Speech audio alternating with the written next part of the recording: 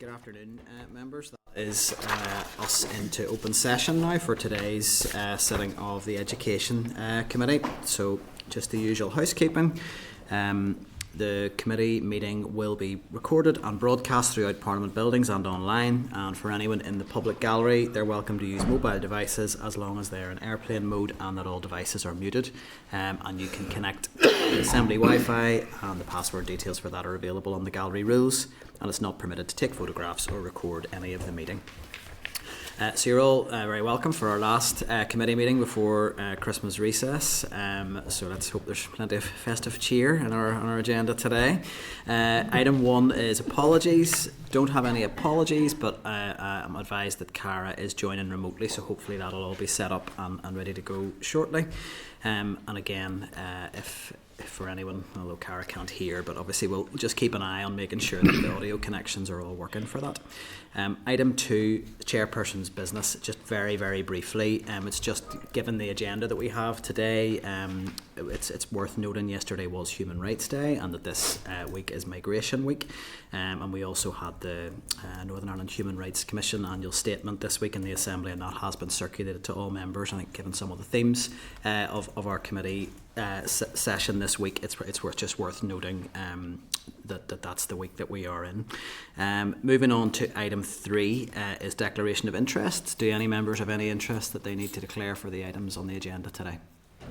No. Again, if anything arises over the course of the meeting, just indicate. Item 4, now this landed in tabled papers, and I appreciate that members may not have had an opportunity to read it yet, but at page 3 of tabled papers there is the research paper provided by RAISE on a range of school governance issues that the committee had been looking at. Now, some of this arose from our informal session with Peaches and the issues that they were raising around parental interactions with boards of governors, but also around other items that have come up over the course of the last number of weeks where we have asked for a bit more information on governance. It's a really good paper, I have to say. It's very, very thorough. I think it's one of the most thorough bits of work I've seen on governance and brings everything together that I'm aware that the committee was asking for, so I hope that members do find it helpful.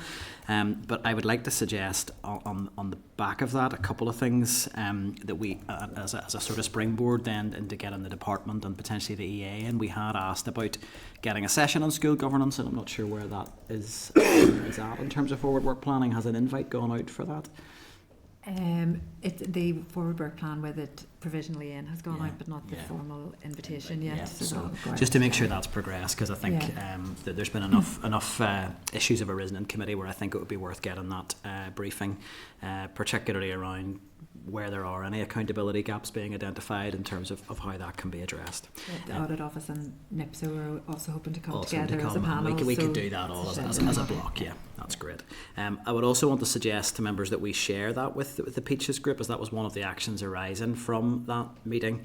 And I would also want to, and again we can decide when this would be when the best time to do this would be, that perhaps factoring in a closed session, maybe just to kind of draw together any of the actions we took arising from that interaction with that group in terms of how we would close that off and maybe engage with them again to let them know where some of the issues we were considering are at. So we can factor that into the new year. Just a bit of time in closed session. If members are agreed, that would be helpful. We agreed? Okay. Did you want to share that with the Children's Commissioner? We could go to the Children's Commissioner as well, absolutely. And I think potentially to update Nikki, who are representing that group, that we would be looking to engage with them in the new year on all of those issues. Okay, so that takes us then to item 5, and that's draft minutes. And I would propose that those are a complete and accurate record of proceedings. That's of the meeting of the 4th of December 2024. Are members agreed? Sign a copy, thank you. Okay, so item 6, hopefully this will be very brief, but it was just that we had discussed at our last meeting that the Minister is now scheduled to come to committee on Wednesday the 5th of February next year, and that we'd agreed we would just discuss what priorities we would like to just send across in terms of the main areas we would want to be discussing at that. I'm going to suggest to try and maybe circumvent a long discussion on this that we will probably want to keep broadly in line with our strategic priorities for the committee. So we'll be looking at SEN, both in terms of where we are now with placements and pupil support services and statementing, and also the wider transformation agenda. Educational underachievement and obviously RAISE in the mix with that. Also the early years, early learning and childcare strategy, and also any sort of future investment in the childcare subsidy, preschool standardisation, all of those issues.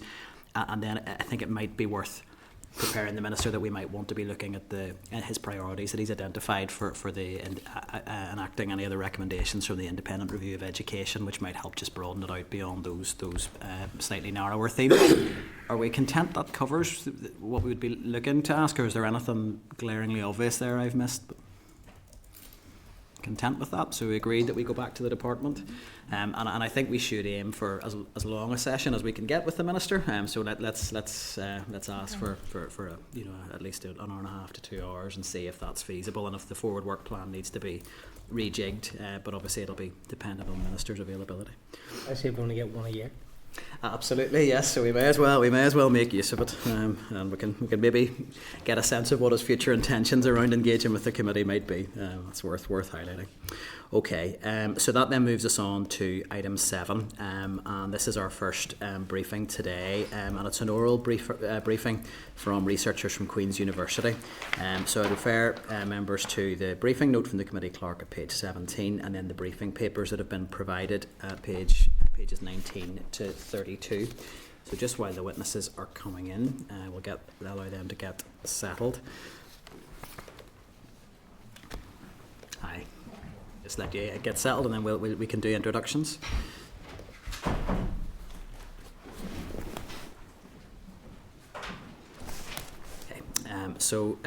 Good afternoon. You're all very welcome here today. So presented to committee today we have Dr. Rebecca Loader, Senior Researcher at Queen's University Belfast, Dr. Aisling O'Boyle, Director of the Centre for Language Education Research at Queen's University Belfast, and Professor Joanne Hughes, Director of the Centre for Shared Education, also at Queen's.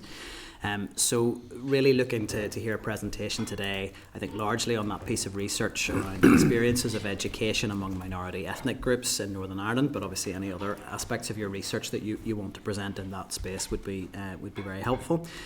So we thank you for the written briefing that you've provided. It's given us a good starting point, but I'm very happy at this stage to hand over for any opening remarks you want to make. I would suggest up to 10 minutes. And then we'll move to question and answer from there. And if I can just emphasise, we can try and keep it for every member to 5 minutes per inquiry. So it's really for members to be getting to questions quickly, but also in terms of your answers, to be making sure we are largely sticking to that time scale so that we can get around all the members and give everybody the opportunity to engage with the evidence today. But that's all from me at this stage. I'm very happy to hand over, and we'll start from there. If there's anything you want to add to the introductions as well, please feel free. Okay, thanks very much. Thank you to the committee for providing this opportunity to brief today. So as introduced, I'm Dr. Rebecca Loader. I'm joined by my colleagues Aisling O'Boyle and Joanne Hughes. And we're researchers from the Centre for Shared Education and the Centre for Language Education Research at Queen's. And our collective expertise is in the fields of intercultural education, English language education, and educational inequalities. So, as you mentioned, we'll be briefing on our research on the experiences of education among minority ethnic groups in Northern Ireland, which was funded by the Nuffield Foundation and was undertaken with our colleague Dr. Erica Jimenez. So in the context of increasing cultural and religious diversity in Northern Ireland, this research aimed to examine how families from minority ethnic and migrant backgrounds experience and navigate the education system, with a focus on 4 areas, which was school admissions processes, school life and engagement, which include parental engagement, and the curriculum, including support for English and heritage languages. So just briefly, the study comprised a review of policy and statistics, in-depth interviews with children and parents from over 50 families from diverse backgrounds, which was across Northern Ireland, so 9 of the 11 council areas, and interviews and focus groups with 43 stakeholders from education, policy and the community sector. And I think it's important to say that throughout the work we did, we were supported by an advisory group of colleagues and young people who have knowledge and lived experience of some of the issues affecting minority, ethnic and migrant families, so that was invaluable for us as researchers. Our sample comprised not only those who are termed newcomers, and I understand that this is mainly focused in the title on newcomers, but also minority ethnic children and parents who were born in Northern Ireland, including those of mixed heritage and from Irish traveller backgrounds. And the term newcomer in education policy is quite specific and refers to pupils who do not have satisfactory language skills in English or Irish to participate fully in the school curriculum. But there are issues with this terminology being applied inaccurately beyond these parameters, and we might want to take this up later in the session. So some of my remarks will specifically reference newcomers, but others are applicable to minority, ethnic and migrant groups more generally. So I'll provide some headlines in relation to the topics we examined, but begin with some key data on newcomer and minority ethnic pupil populations, because this indicates the existence of inequalities relative to the pupil population as a whole. So the highest rates of free school meal entitlement are found among minority ethnic groups, specifically among Irish traveller pupils, black pupils and pupils from what's termed the other ethnic group. Irish traveller pupils also have the highest recorded levels of special educational needs. At post-primary level, there is disparity in attendance by school sector, particularly between newcomer and non-newcomer pupils. So in 2023, 12% of newcomer pupils were enrolled in grammar schools, compared with 44% of non-newcomer pupils, for reasons that we'll touch on shortly. So newcomer pupils' GCSE outcomes are significantly lower than those of their non-newcomer peers. But when thinking about children from minority ethnic backgrounds, in recent years they have achieved at similar levels to white pupils, white British Irish pupils, on the measure of 5+ A* to C grades, although there is a slight divergence when this measure includes English and maths. There are some issues with the publicly available data on minority ethnic groups, which we might also want to discuss, and these tend to aggregate figures from minority ethnic groups and mask variation within the category.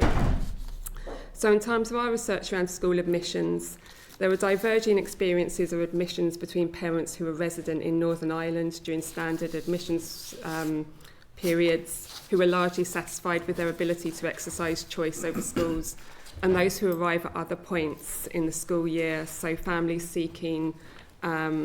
migrating outside standard admissions periods, including those from refugee and asylum seeking backgrounds, often lacked choice and could experience waits of as long as 6 months to be allocated any school place, particularly at post-primary level and in the Greater Belfast area. And consistent with the statistics, among our sample, children of post-primary age who had newly migrated to Northern Ireland were typically allocated to non-grammar schools, which risked increasing sexual and social inequalities. The majority of schools were accommodating of newcomer pupils, but there were reports of schools declining placements when places were available, due to concerns about the timing of newcomer funding, and at post-primary level, the impacts of additional newcomer pupils on schools' examination performance. The test for grammar school admissions presents particular challenges for recent migrants, especially those who join in P6 and P7, who may not have learnt the content to be assessed. There is the mechanism for special provisions in grammar school admission, which exists to provide an alternative route to grammar school entrance for children who have received over half their education outside Northern Ireland. But most families who are eligible for this option hadn't taken it, and those who had taken it reported that the way these applications were processed was opaque. Most children were positive about their experience of school, and they characterised good schools as those that were inclusive, diverse and equitable. But there were indications, however, that minority ethnic families could experience additional challenges in identifying or accessing support for special educational needs. Some interviewees noticed the risk of SEN being missed among children with English as an additional language, and parents reported difficulties having concerns or diagnostic statements from their home countries recognised by the school. Accessing support could be difficult for all, but particularly for recent migrants who lack knowledge of local services or entitlements. Examples of verbal and physical racist bullying were unfortunately widely reported. Verbal bullying included name-calling, criticising children's schoolwork, intelligence and English language ability, and questioning their identity and right to residence in Northern Ireland. And this was at a level in a small number of cases to have been referred to the police and gateway teams or to have required hospital treatment. This bullying negatively impacted children's mental health and well-being, school attitudes and school attendance, as well as parental well-being and relationships between children and parents. While some parents were broadly satisfied with school responses to racist incidents, a larger number were not, feeling that their response was not stringent enough or that schools had not given parents sufficient credence when reporting racist incidents. Family and stakeholder participants advocated more preventative practice to counter racism at school, such as anti-racist education initiatives, as well as anti-racism training to help teachers recognise racism where it occurs. So just finally, some comments on the curriculum. Parents and children often spoke favourably of the student-centred teaching approaches in Northern Ireland schools, and in some cases contrasted those with experiences in countries where they had been educated.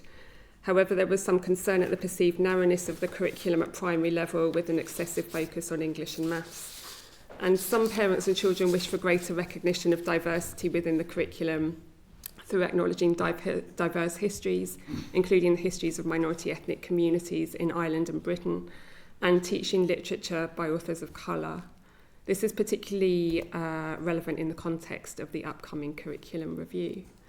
Stakeholders expressed concern about the lack of representation of faiths other than Christianity in the religious education syllabus, particularly at primary level, when there are issues around the right to withdraw from RE and how schools are implementing and dealing with that.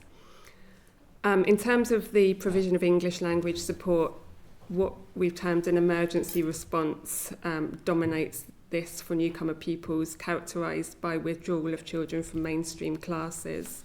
Classroom assistants often become the principal English language teachers for newcomer pupils, and parents were positive about the role of classroom assistants and keen that their children should be able to receive support, but they're also aware of the precarity of such provision in relation to funding and availability.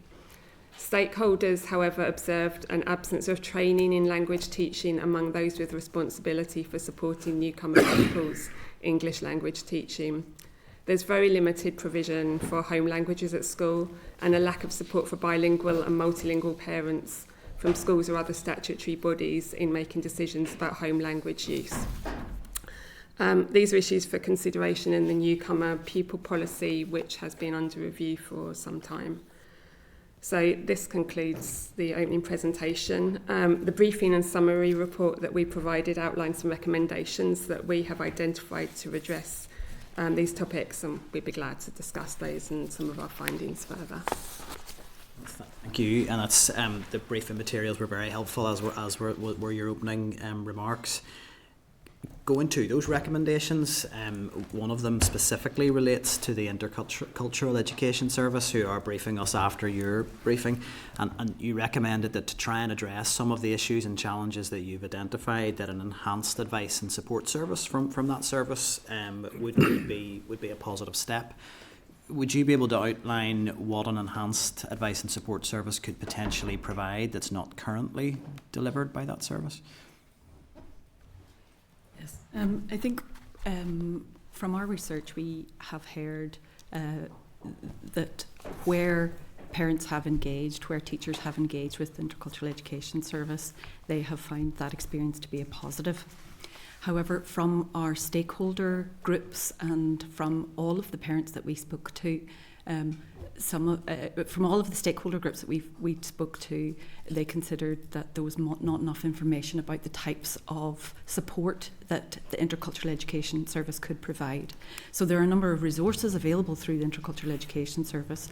There are a number of services, interpretation services available through the Intercultural Education Service, but accessing that information and knowing that that is there doesn't seem to be widespread. So that, I think, is certainly one of, in terms of what parents are saying to us and in terms of what stakeholders are also saying to us. That's something that comes out quite loud from our report. I think also to add to that the Intercultural Education Service is very good at attending to the practical needs of newcomer pupils and those from other minority ethnic groups. Probably less so in terms of thinking about intercultural competency or thinking about how issues of interculturalism might be addressed within the curriculum. And in fact, if you look at their pages, there's not even a clear definition of what interculturalism is.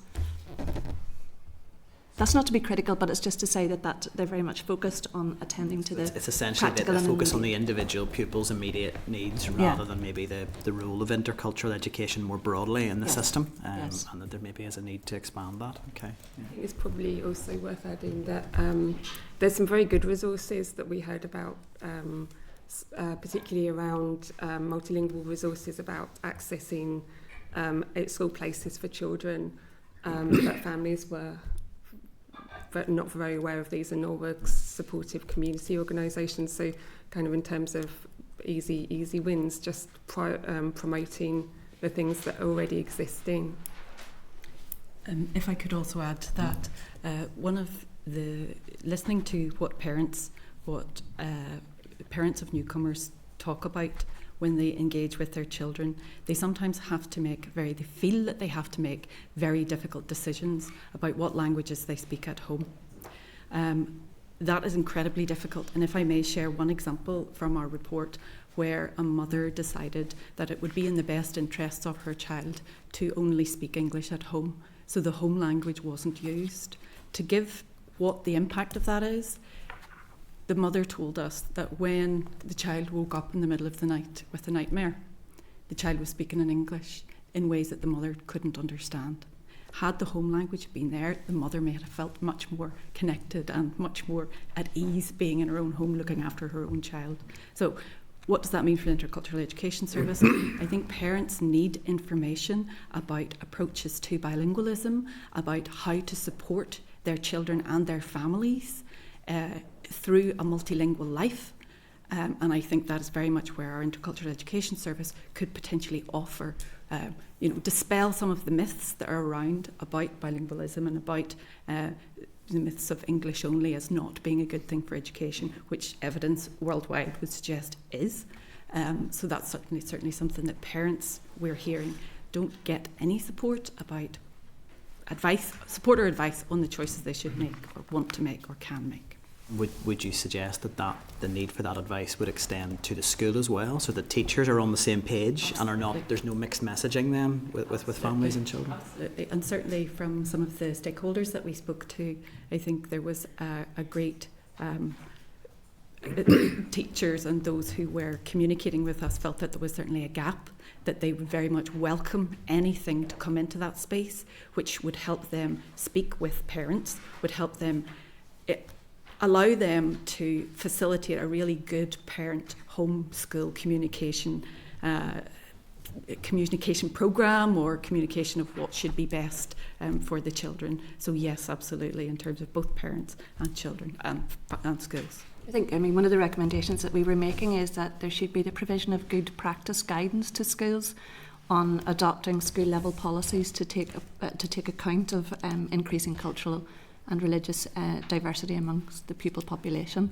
We've been in schools where you have, for example, maybe 30% of the pupils are from different ethnic groups, and the schools are kind of grappling with this as an issue in the absence of kind of clear guidance.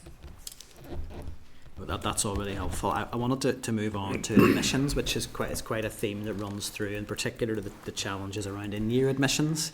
So for perhaps families who are seeking asylum, who will have school moves and will maybe arrive mid-school year, where would you say in relation to how schools operate their in-year admissions processes, where is the system failing some of the families that you were speaking to, and what do you think that should be done? And I would suggest at departmental level to try and address that, so that the process of how we manage in-year admissions meets the needs of the families that you were speaking to. I think, and I appreciate that this is, there are legal ramifications of this, but the fact that admissions are designated to school level in all cases, and there's not a centralised system for coordinating in-year admissions as you would find in England, for example, I think that's a problem. because that's why you can end up with schools for reasons that are understandable to some extent, struggling to feel able to take pupils during the year. There's also issues around, as we've mentioned, the newcomer funding, so that needing to be more timely and responsive. Schools, if a child arrives after the October census date, the school can't guarantee that it will get any funding until the following year. And that's been an issue since the introduction of the newcomer funding policy. I think also there are some issues, and this is quite a difficult one, but there are some issues, particularly at post-primary level, about the reporting of outcomes at GCSE of newcomer pupils. And it's something that maybe the department wants to revisit, because if schools are required to report on outcomes for pupils who have maybe only been in the school for a couple of years, maybe have spent some of that time on intensive language education, then that can be a disincentive. Obviously, you have to balance that with accountability for schools as to what they're providing for those pupils, but it did come up as a barrier in our research. I mean, another issue which is not at school level, but it's to do with the practice and policy of housing refugees and asylum seekers, where they're concentrated in particular areas. And that's creating issues, as some stakeholders said to us, for particular schools that are seen as the foreigner schools or the ethnic schools. And the concern is that, people then are choosing not to send their children to those schools, and you're then creating a kind of a problem of ghettoisation, I suppose. That's all really helpful. And I suppose there was maybe one other thing. I mean, you had mentioned around monitoring. Do you think there is a need to maybe monitor better and to maybe get a sense of how widespread the issue you referred to around schools who do have capacity not taking on children from minority ethnic background, particularly in year? It seems to be that the regular admissions process is maybe not generating so many problems, or there are some issues around admissions criteria, but for that in-year process, is there a need for more monitoring? Yeah. I mean, I was just going to say, at post-primary level, across our whole sample, there were no children went into grammar schools. If I may add, from the report, you'll also see that some of the stakeholders that we interviewed who were involved either directly or indirectly around admissions and around placements in mid-school year, you'll see a quotation on page 28 that we have included here, where one of our stakeholder respondents replied or asked us to consider that when they had contacted a school to talk about a place, the school replied that it didn't have a place. However, when he went back to the school with a different child from a different ethnic minority background, there was a space. Potentially there is a role for the EA perhaps to be coordinating that data around where there are places and assisting with that placement, and perhaps I'm going to suggest we may want to inquire around whether there's a need for the more directive placement approach that's taken with pupils with special educational needs may be comparable here, but that's what committee can consider that. The last thing I want to ask about is about RE specifically, and you did speak about the issue of parents withdrawing their children from RE.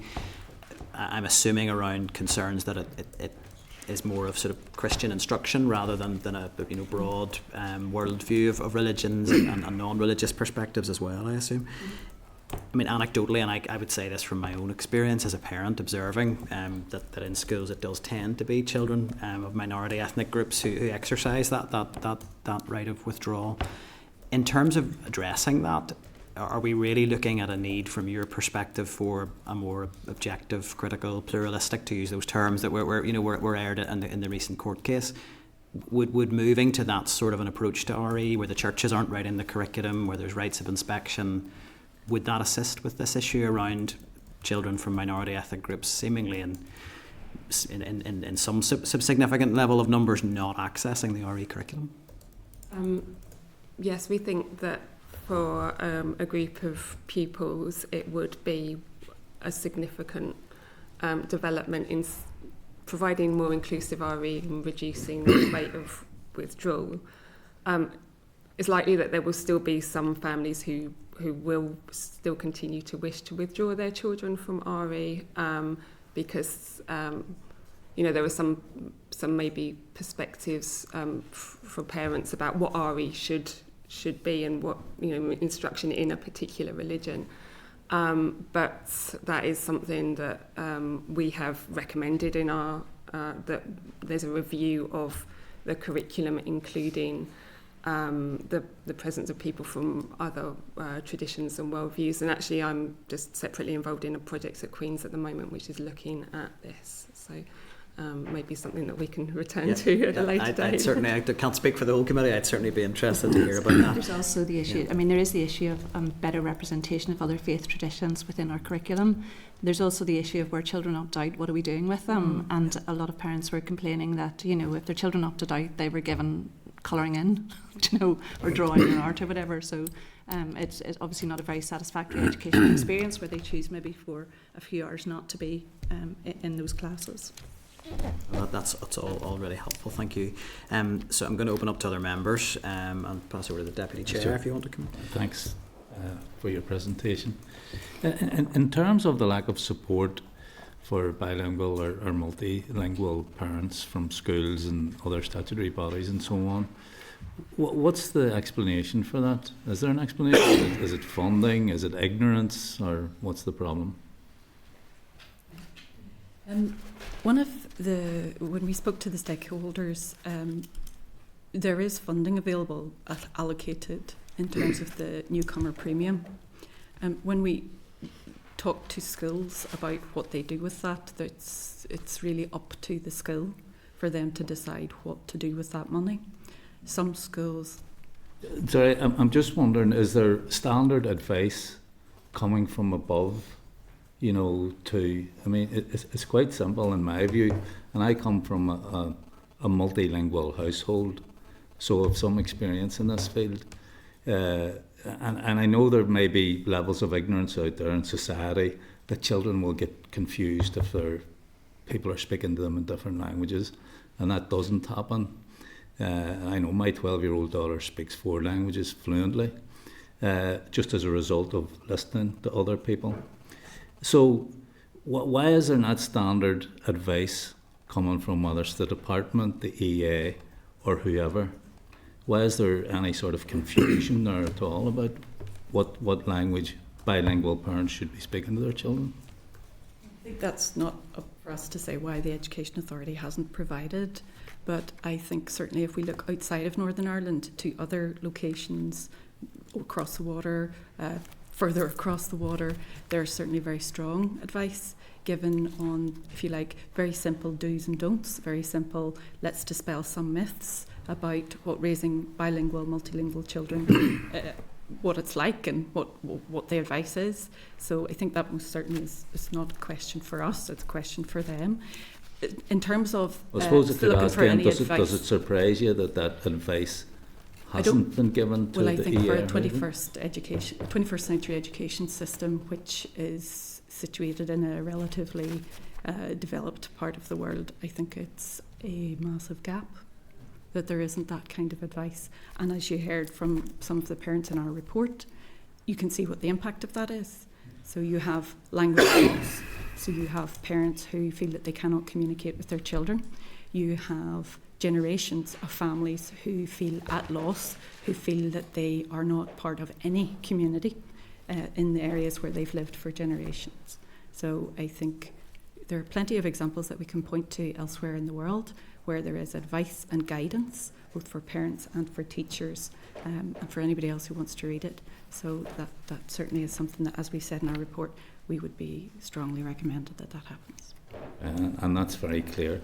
And thanks for that. Just in terms of the difficulty of newcomer children getting into grammar schools,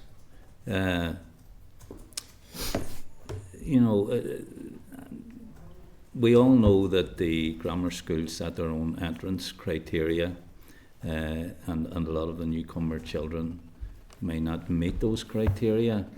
And it seems to me, therefore, that you know, whatever educational inequalities exist in society as it stands, they're actually being exacerbated by this situation and what the grammar schools are doing. Would you like to comment on that? Well, there are a number of, I suppose, issues with both applying for grammar school at standard admissions time and then subsequent entrance. So in terms of the, if children have recently migrated to Northern Ireland, then they may not have got the content to be assessed in the 11 plus or the transfer test.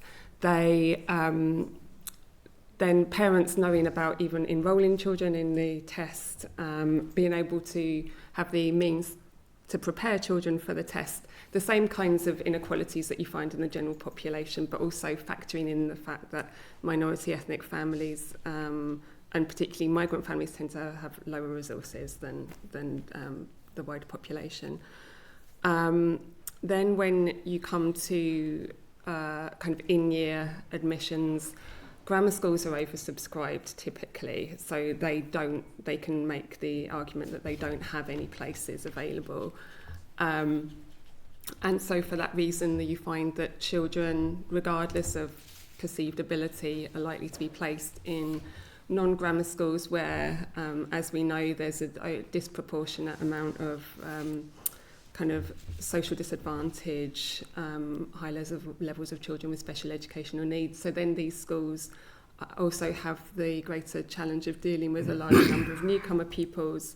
I mean, some stakeholders that we spoke to did comment that you can end up with schools which have very developed responses to newcomer pupils, so kind of almost centres of excellence around where you would want to place a newcomer child because that school has so much experience of dealing with newcomer children and kind of their particular pastoral and language needs. But others did comment on the fact that, you know, as the situation ends up, that a lot you're placing additional pressures on non-grammar schools. And grammar schools don't have to develop those kind of same skills and expertise because they are not often as often presented with those pupils. So that's how you can end up with an exacerbation, as you mentioned, of social disadvantage in those schools. I mean, there's a few other issues here. First, the test is only available in English and Irish. That's a problem. What we experienced through the parents' experience was that teachers often had a deficit perspective on the academic ability of newcomer families or children from minority ethnic groups. So they believed them not to be as capable. Is that from a position of ignorance just? Partly from, I think, yes. I mean, it's not that the children weren't less capable, but it was sometimes it's a kind of a racist position, you know, and it doesn't, it applies differentially to different groups often. So Roma children, for example, are considered to be less capable than children maybe from a Chinese background. So there's that issue, and then there's also an issue of a kind of a parochialism that exists here, where parents or where teachers, it seems, are often very motivated to support those children from communities that they are part of themselves. So they're seeing families in the church or in the local community organisations. And some parents from minority backgrounds said that they felt marginalised from all of that, and they felt that that was reflected in the teachers' positionality towards them in respect of academic selection. And you said also that there are some schools who actually have spaces in them who are refusing placements to newcomer children. What's the background to that? I think some of the reasons that we mentioned already, so concerns that there won't be adequate funding for following the child if they need additional language support, concerns that about having to report on those pupils' outcomes. But there is a premium in the common funding formula for newcomer children. When the issue is that you have to be present in the school at the date of the school census in October. So if the child comes after October, they're unlikely to get funding for that year. So that's a significant issue. And then the quote that Aisling referred to, there may be groups of pupils that are perceived to be more challenging. Okay, thanks a lot. Thanks, Joe. Thank you, Pat. Okay, Michelle, you had indicated next. Thank you very much for your contributions and for coming today. I'm probably going to overlap a little bit with Pat on this. I have been speaking with a school in my own constituency who've been taking in newcomer kids, and they're really committed to helping those kids. And in particular, they've voiced concerns around the language support. It's such an integral piece, that communication piece, not just between the parents and the school, but also in terms of being able to teach the child, that they have to understand what's happening and being actively taught. So their experience has been that it's the standard, I guess, of what they get is quite variable. You'll get some interpreters who are really focused on not just straightforward interpretation, but aware that they're trying to help the child to learn. In other situations that doesn't happen, and they're not getting a consistency of particular interpreters building relationships within the school and within the kids, or maybe that's happened and then suddenly they're moved on. So what is your experience of that, and what do you think are the kind of remedies for that situation? So when we asked some of the stakeholders what they spent their premium on, so a lot of them said that they spent them on withdrawal classes, to provide English language support. When we asked them who provided that English language support, it was very often classroom assistants who were already employed within the school but were given additional hours to teach. Or they brought in someone who was referred to as a bilingual classroom assistant. I think what we are, and part of why we have referred to the response in Northern Ireland around English language education for newcomers is as emergency, is because these seem to be very temporary positions that are lasting over a long period of time. They're temporary because it's very much on a quickly, we need an assistant for this many hours. There's no indication that there is, in part of the recruitment for those classroom assistants, that English language education or English language pedagogy is part of what is put into the requirement there. Or indeed, if it is a bilingual classroom assistant, that they're aware of language pedagogy. So, and if I may, the mention of interpreters. So very often schools are not employing interpreters. They are maybe employing people they are referred to as bilingual classroom assistants. And in some cases we don't know if that person is just someone who can speak 2 or 3 or 4 languages and doesn't have either the qualifications or the experience necessary to engage fully in a classroom environment to support someone who is learning through the medium of a different language. So I think that is something quite significant. We also heard within our interviews with our stakeholders that it is often a responsibility of another teacher to take on the role of the English language coordinator or the EAL coordinator or whatever it is that it's referred to in that school. There's no standard nomination or there's no standard name for each person within that school. It's up to the school to decide who and what they're going to put into that position. So very often that will fall to, as we've heard in our report, it'll either fall to the English teacher if it's in a post-primary school or the modern foreign languages teacher. Now, both in a post-primary context. Now, post-primary context, a language teacher, someone who's learning Spanish or teaching Spanish, they may never have looked at English as a subject before, and they're being asked to apply their skills in a different way, in a way they've never done so. The same with the English teacher. The English teacher is likely more often than not an English literature teacher who hasn't necessarily gone through any professional training in teaching English language. So that is why one of our recommendations is that we need to look at the kinds of professional development opportunities that we offer to everyone in the school, classroom assistants, teachers, throughout the education system, be it initial teacher education, whatever it is. So we certainly do need much more on English language pedagogy. We need much more on bilingual pedagogy as well within each school. So I think that's I suppose. I think one of the other issues that's an issue not just for here, but kind of has been recognised in the literature more globally, is that teachers are often teaching to standardised tests, and if there's a clear progression pathway and resources for children for whom English is not their first language, well then that makes things a lot simpler than if you're teaching to a standardised test where these children are going to be challenged without that kind of support, that progression support. Yeah. If I may as well, I mean, the Intercultural Education Service does offer, through actually Queen's University, an opportunity for classroom assistants and for teachers to come on to a very short programme, but that's always entirely optional. That's up to the individual themselves to come on to those courses. So there's no compulsory element to that. So it seems very inconsistent, and I suppose people have to just sort of fight for what they want to get, as opposed to it being, here's what you get and it's packaged up for you, and don't you worry about it, kind of. I think they have. Same for intercultural competency. I mean, there are courses available, but this is not part of our initial teacher education. Mm-hmm. Okay. I mean, so somewhat linked to that, because I think there's genuine challenges there for teachers, and I have a lot of sympathy with them in terms of MSA wanting to do their best for the kids, but feeling the system isn't really accommodating them to do that particularly well. But then on a more, I guess, concerning, there was a line in your briefing that said, in terms of your recommendations, introduce anti-racism and anti-bias training. So it was kind of, my initial reaction was, well, how does that manifest in the schools? And that's a concerning thing to kind of read. And then you sort of mentioned the situation with the post-primary transfer. Is that one way it's manifesting? And is there, if something seems, as you've described, kind of overtly racist, is there recourse for that? Are these incidents being reported?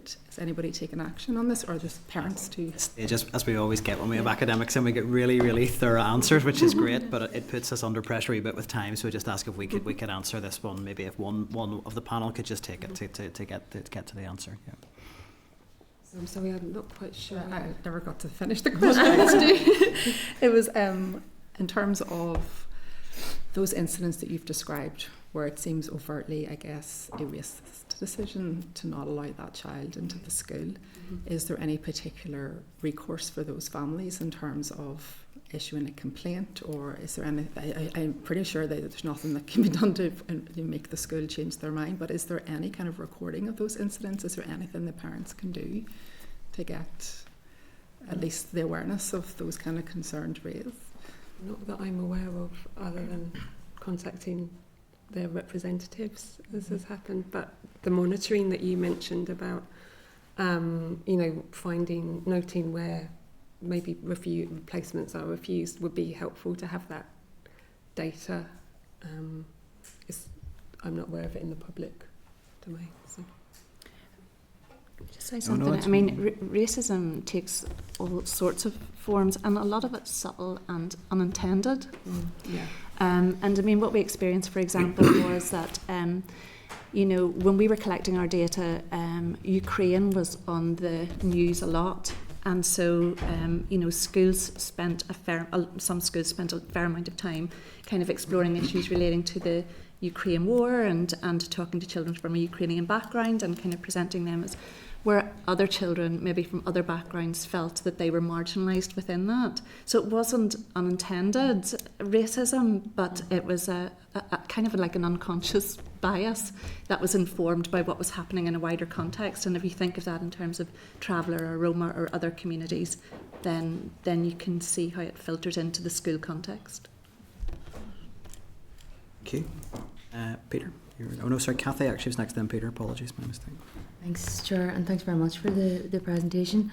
A lot of the conversation has been around primary and secondary school. Have you done any research into early years and at nursery level, or even at in childcare settings and things like that as well? And are there any recommendations on how to maybe how to make implementations at this stage to try and solve things further on down the line?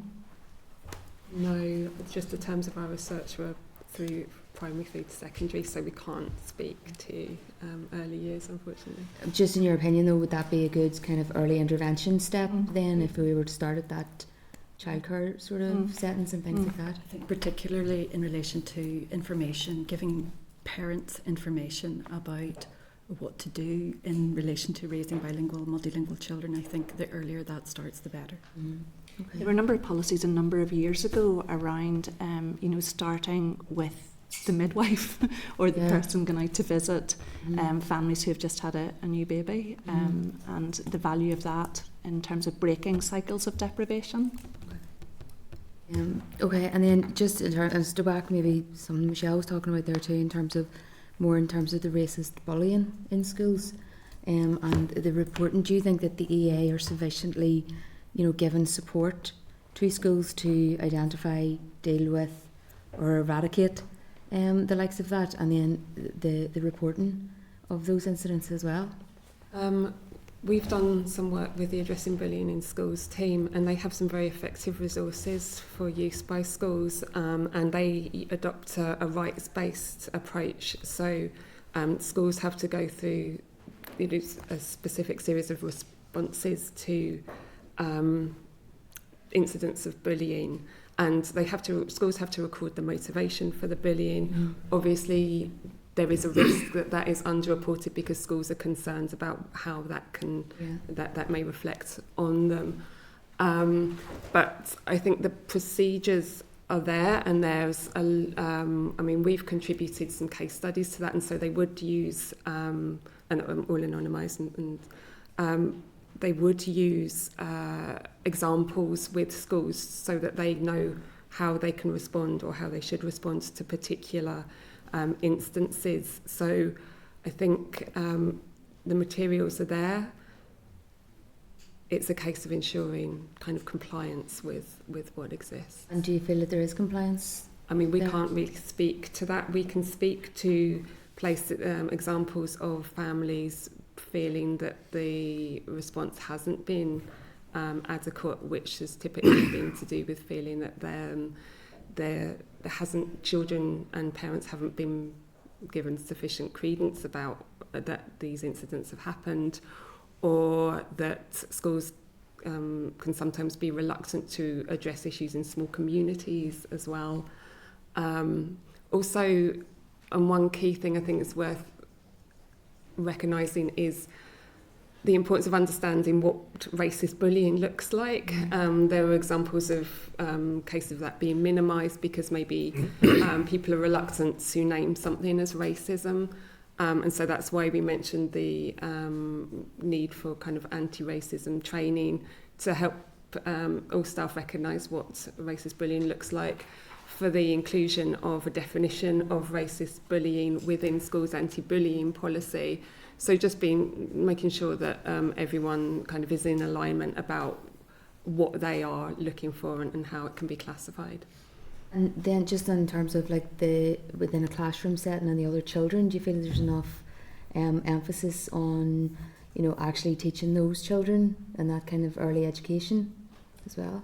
I mean, it's something that we think could be strengthened, and it's a recommendation that more kind of anti-racism education initiatives, and there are good examples. I mean, there was some very interesting things that I was finding that the National Education Union have done. So there's plenty of material out there around schools assessing their own practice, and but it comes down to some of the curriculum reform that Joanne was talking about. Yeah. So encouraging kind of intercultural competencies among pupils as well as teachers, having teaching of history, which is about local minorities, so that these things aren't strange and foreign to pupils, but this is the history of all the pupils, so some of it is around direct kind of anti-racism initiatives, some of it is around the kind of worldviews that you're presenting through the curriculum.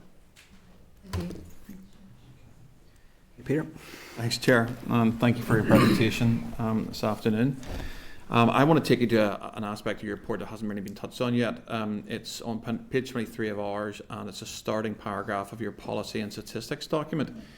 You said there, at GCSE, pupils from minority ethnic backgrounds achieve at similar levels to white pupils on the measure of 5 ADC grades, 83 and 87%. Attaining this level respectively in 18-19, though a larger gap is evident when this measure includes English and Maths. In each case, however, these aggregate figures are likely to mask variation across ethnic groups, and you reflected that, was in your presentation. And I was sort of surprised at that. And I had a look at the GCSE results, which were published last month, which are called Attainment 8, which are the Department for Education, not our department, the English one. And in terms of they profile 18 ethnic backgrounds, And the best performing one was Chinese, then Indian, then Asian other, then Asian, then Bangladeshi, then mixed white and Asian. White Irish was 7th, mixed other, black African, and white British children was 10th.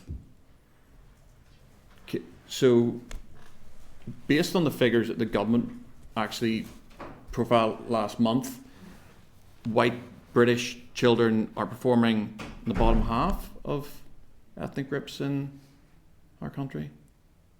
But that wouldn't sit with what you said.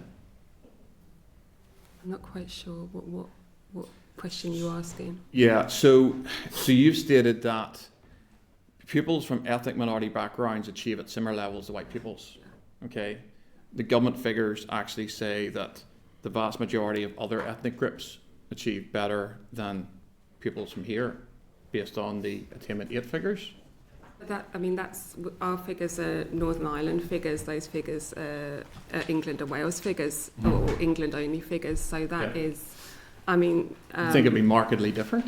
I don't think they'd be markedly different, but I think that what you've got to look at is the intersection of disadvantage, socioeconomic disadvantage, and ethnicity.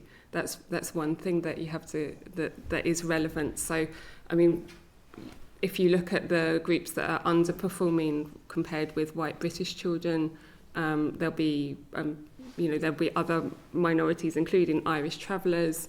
And Roma peoples who are performing lower than white British children. But if your point is that ethnic minorities are outperforming white British children, so, what's the implication that this isn't a concern? Part of what we're talking about is the qualitative experience of education as well as the educational attainment. Well, I would say it's brilliant that the groups that I highlighted there are performing really well. But it's certainly what you've said isn't what the data suggests. The data suggests that actually most other ethnic groups, albeit in England, are outperforming white British boys and white British children, and for that matter, white Irish children as well. Our data aren't incorrect. They're the Northern Ireland education. Look, I accept that point, but I don't believe that you could contend that if we transferred this data to Northern Ireland, it would be markedly different. It would be, I would suggest, similar-ish. But my point would be that the statement you made there doesn't hold up when you actually look at the data. That minority ethnic backgrounds are achieving at similar levels. Actually, they're achieving, on average, 17%.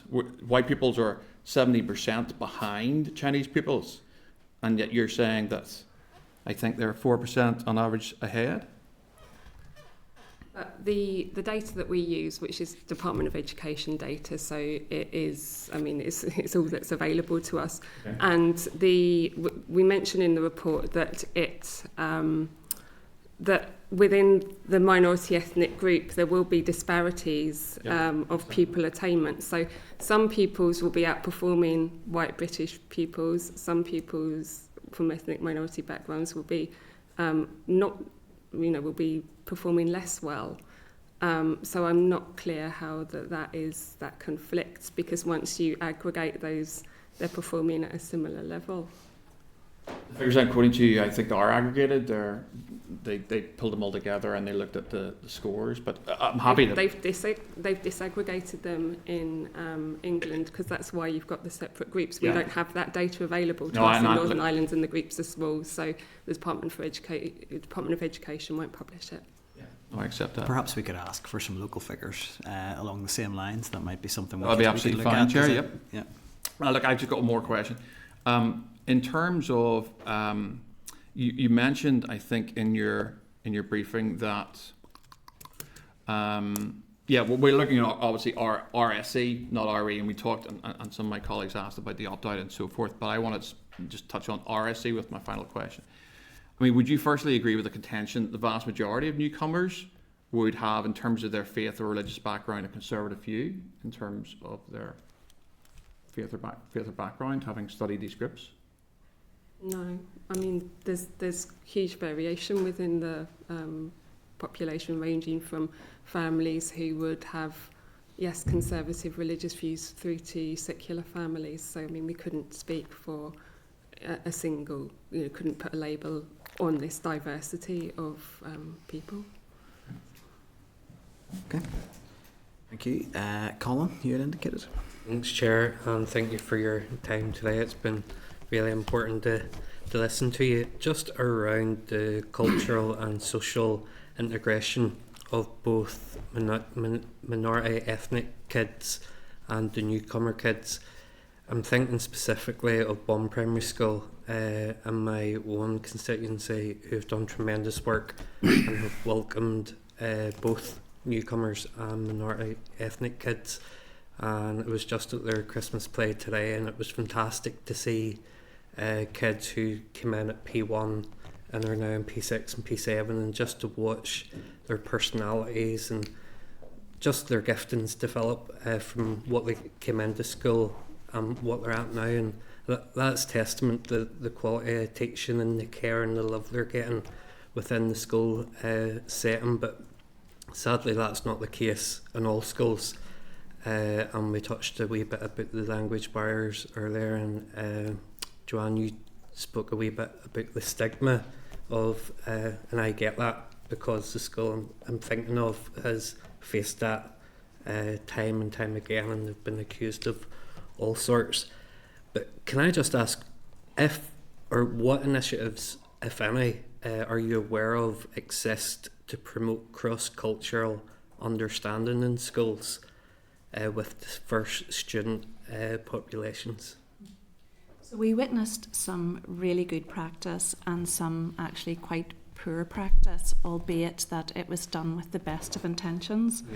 And when I talk about poor practice, it's often about essentialising identities, or kind of even those kind of initiatives that are seen as welcome initiatives, where I'm not talking about obviously that situation, but sometimes where where you would have the way in which we do intercultural education here is to have a Diwali day, or a day where we wear national costume, or a day where we share food from different countries. And it's kind of there's something that's quite superficial about that, where we saw really, and often children are uncomfortable with it because they don't like to be, we heard in some of the interviews that children were very uncomfortable with being spotlighted as the Pakistani in the class, or the Romanian or the Roma person in the class, and they didn't want it.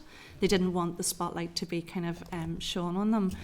If we were looking at really good practice, there was one example that we thought was excellent, where children were taken to the Ulster American Folk Park, and they explored issues of migration, in this case from Ireland, and it allowed them to think about the experience of migration from all sorts of different contexts, and to explore that in terms of other children within the class who might have migrated to Ireland.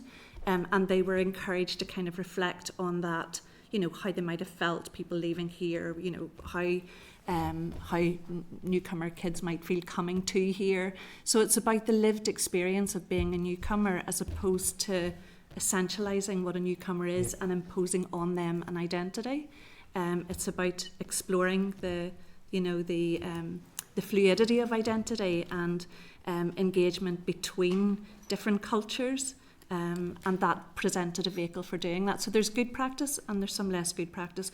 We think the less good practice is often done with the best of intentions, but it leaves untouched those issues of, power dynamics between different groups, agency of different groups, subjugation of different groups. Those kinds of issues are untouched when you do that kind of superficial stuff, if that makes sense. That's great. Thanks, Chair. Danny? Oh, thank you, Chair. Thank you so much. Going to probably just go back a wee bit for where Pat left off, and it was around academic selection. And for me, how do we end poverty, social inclusion, patterns of deprivation? Is we must remove that barrier in the grammar schools, because it is, and you said it in your answer, that other schools, non-grammar, are carrying the heavy load when it comes to special educational needs, when it comes to newcomer children. So would a recommendation, or if it's not your recommendation, like what measures in the short and long term can be taken to address them inequalities? Because for me, the only way we end inequality is removing academic selection in education.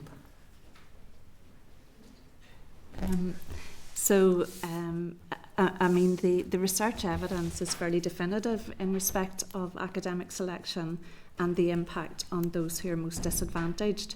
So we're currently, we've just started it, well, not at now, about 6 months, another research project funded by Nuffield, which is intending to kind of move the debate on academic selection forward here in Northern Ireland. And we're at the first stage of data collection in that. Part of that will be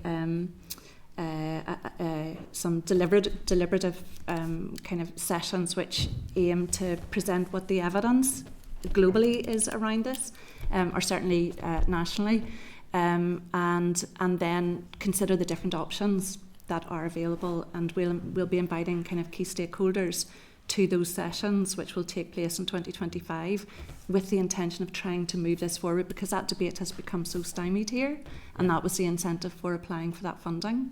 Oh, very good. No, because the newcomer children bring so much enrichment into our schools, and I think of my old school that I went to. You know, they are doing the heavy lifting. They're getting kids who have failed, was a 11 plus, and then getting you from maybe an E or a U or whatever it is now to that C, that pathway to, you know, getting a job. You need that that grade for maths and English, and yet not having to run at the grammar schools. But I mean, their job's easy. They're worrying about A's and A stars. They're not carrying any load to get a child who needs a support. Part of the issue with the new system is that the grammar schools can fill their places, so they can take right down to whatever score, whereas the non-selective schools then are often left without the kids who might have been role models previously, or, you know, so they're dealing with ever more of those kind of problems that you're talking about. Yeah. And just one more, just to touch on then the bullying, and it was a great concern of mine during the summer where racism came to the streets of Belfast, and something I hope we'll never see again, and should be rightly condemned by everyone. It's just, they just pick up any of that or extra pressures on families in the research, and then the impact on children. Because I'm also thinking about the housing situation in Belfast and the temporary need.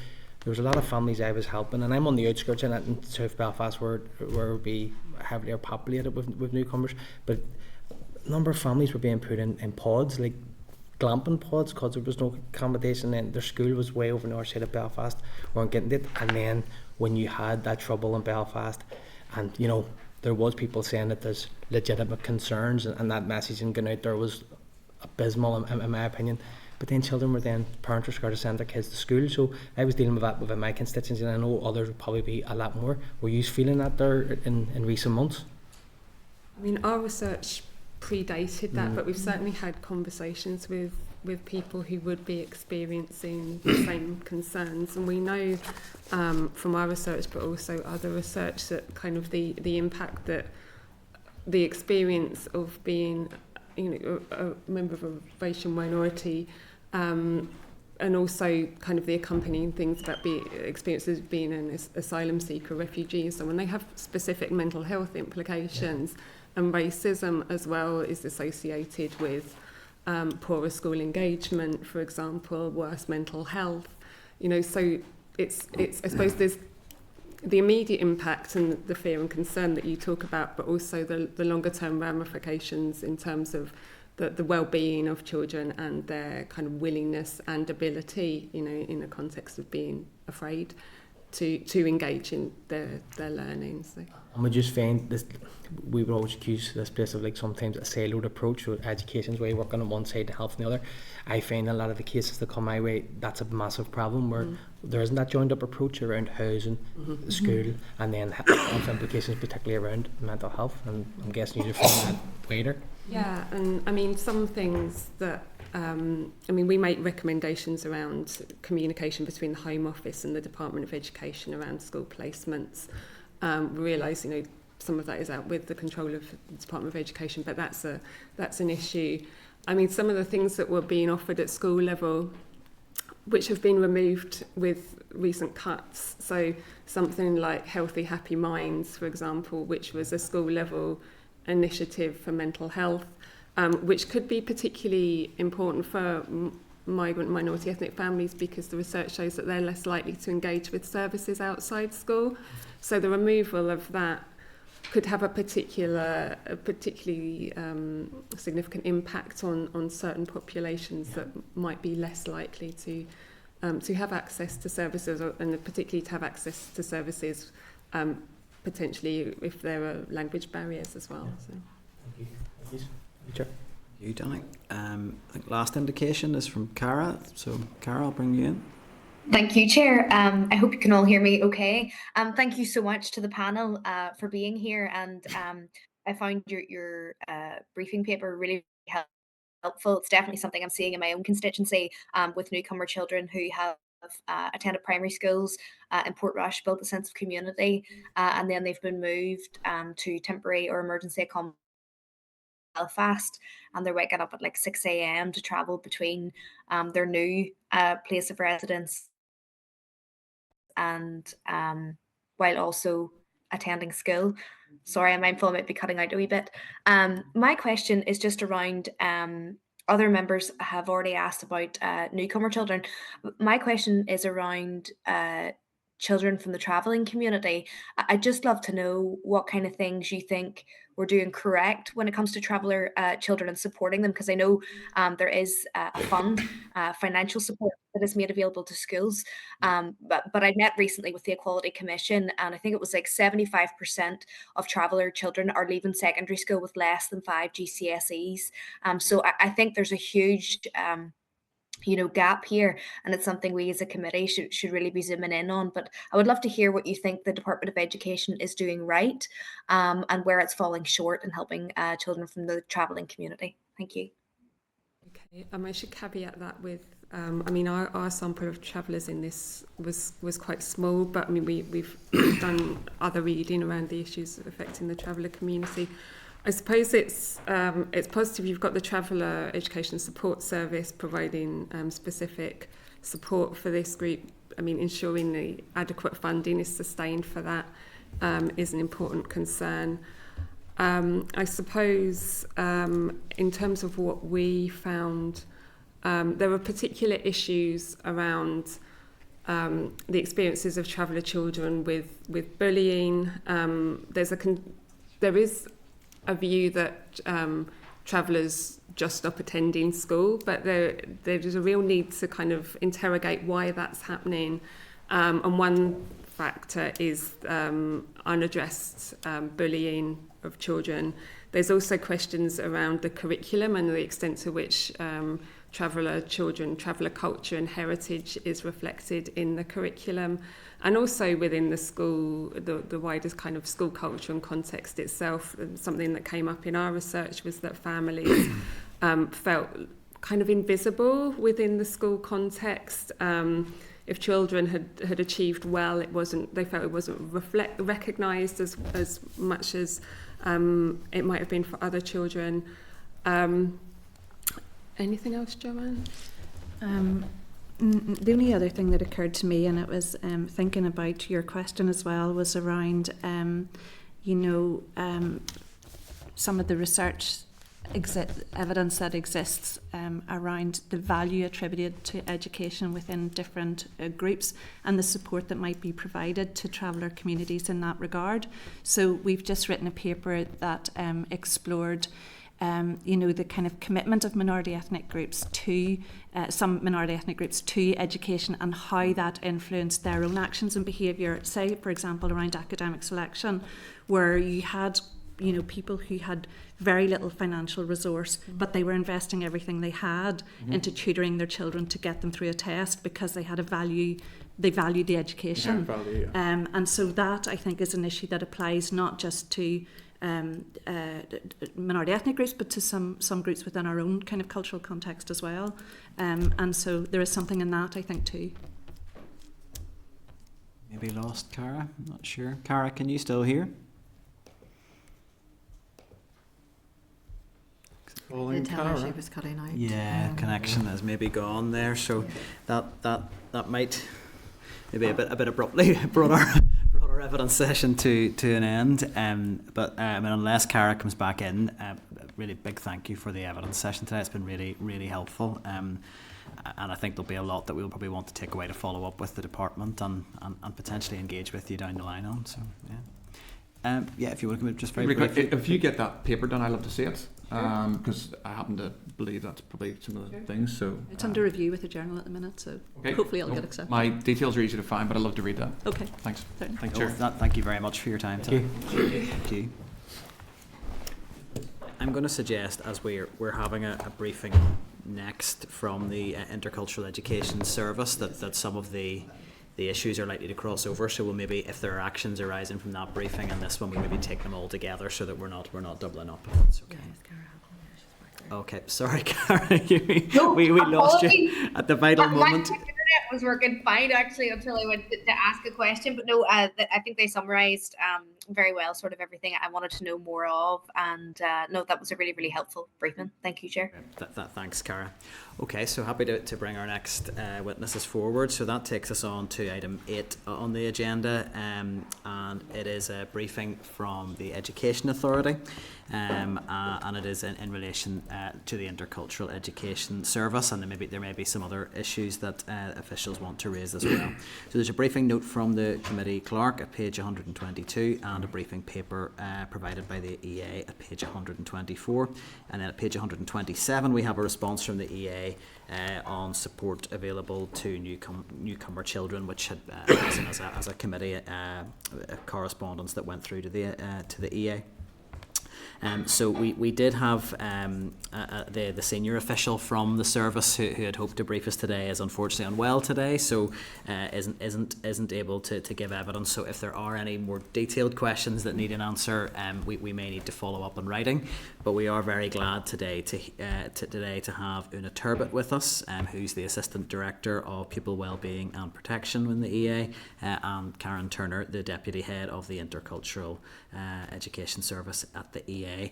So you're both very welcome here today, and thank you for stepping up, Una, to cover this. Hopefully you'll be able to manage all the questions coming through, but as I say, if there's a need to follow up in writing, we can do so.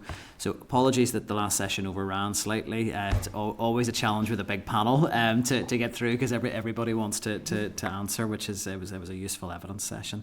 But I'm very happy to hand over to yourselves for any initial remarks you want to make. I would say of up to 10 minutes, but we do have your briefing material, and then we'll move into question and answer from there. So over to yourselves. Thank you, Chair, and thank you, Committee. Thank you for the opportunity to appear here this afternoon. Unfortunately, as you said, Kieran isn't available this afternoon, but certainly Karen and I will try to address all of the questions, and if we can't, we'll certainly come back to you following conversation with Kieran and others. Karen does work within the Intercultural Education Service, so will keep us right in terms of the operational practice. So we've been asked to attend committee today to address the question of support provided to newcomer children, including children arriving as asylum seekers and refugees. But before I do so, I think it's important to provide some context about the Intercultural Education Service. The service was set up in 2017, and that was very much in response to demographic change and the needs of our changing population, our school population. It's a multidisciplinary team of 20 staff for the whole of the region, and that includes 7 teachers, 4 social workers and 2 administration staff, so it's a relatively small team. We have an additional 4 staff who are funded through earmarked funding that's not recurrent. And the projected overall spend for the service is approximately 1.2 million. The legislation and policy in relation to this service is similar to the legislation and policy for all children. So there's no specific legislation in relation to this newcomer group and children from minority ethnic groups.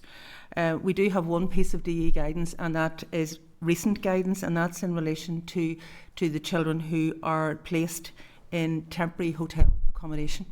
And I know that has raised some questions that we're happy to discuss further. So the Intercultural Education Service works directly with parents to help them support their child's access to education.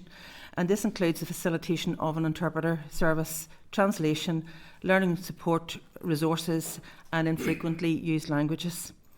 The team also supports teachers and school leaders to meet the educational needs of children and young people by providing advice and guidance in relation to language development, pastoral care, inclusion and integration, achievement and the promotion of intercultural awareness. So there are 4 targeted communities: asylum seekers, including some who are separated and unaccompanied minors; newcomer children, including economic migrants; refugees from resettlement schemes, including the Afghan, Syrian and Ukrainian programmes; and the Roma and traveller communities. So this means that the service works with children and their families in a range of settings, including homes, schools, drop-in clinics, health centres, and in the temporary accommodation, including the hotels. We have a helpline that's available for the use of families, their advocates and schools. I think it's important to note that the team work as members of interagency teams, and the collective responsibility is held for supporting these families when they arrive and when they stay and when they hopefully remain.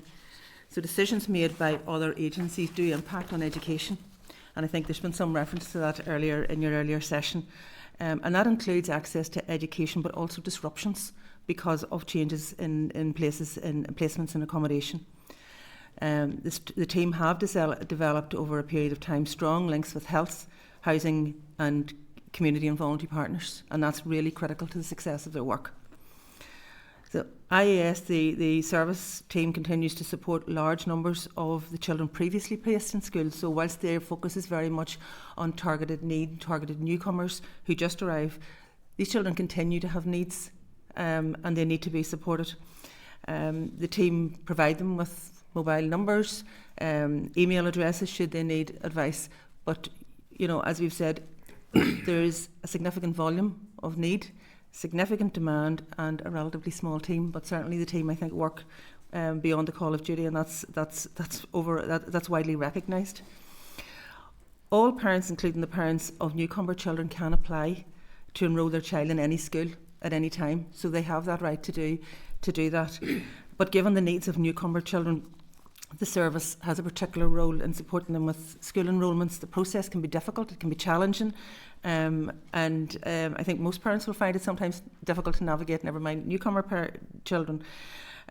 Free school meals, uniform grants, transport applications, provision of laptops and dongles to asylum-seeking children and young people. The schools are very much encouraged to avail of the relevant training, including cultural awareness, safeguarding, addressing bullying, which is a key issue, and language acquisition.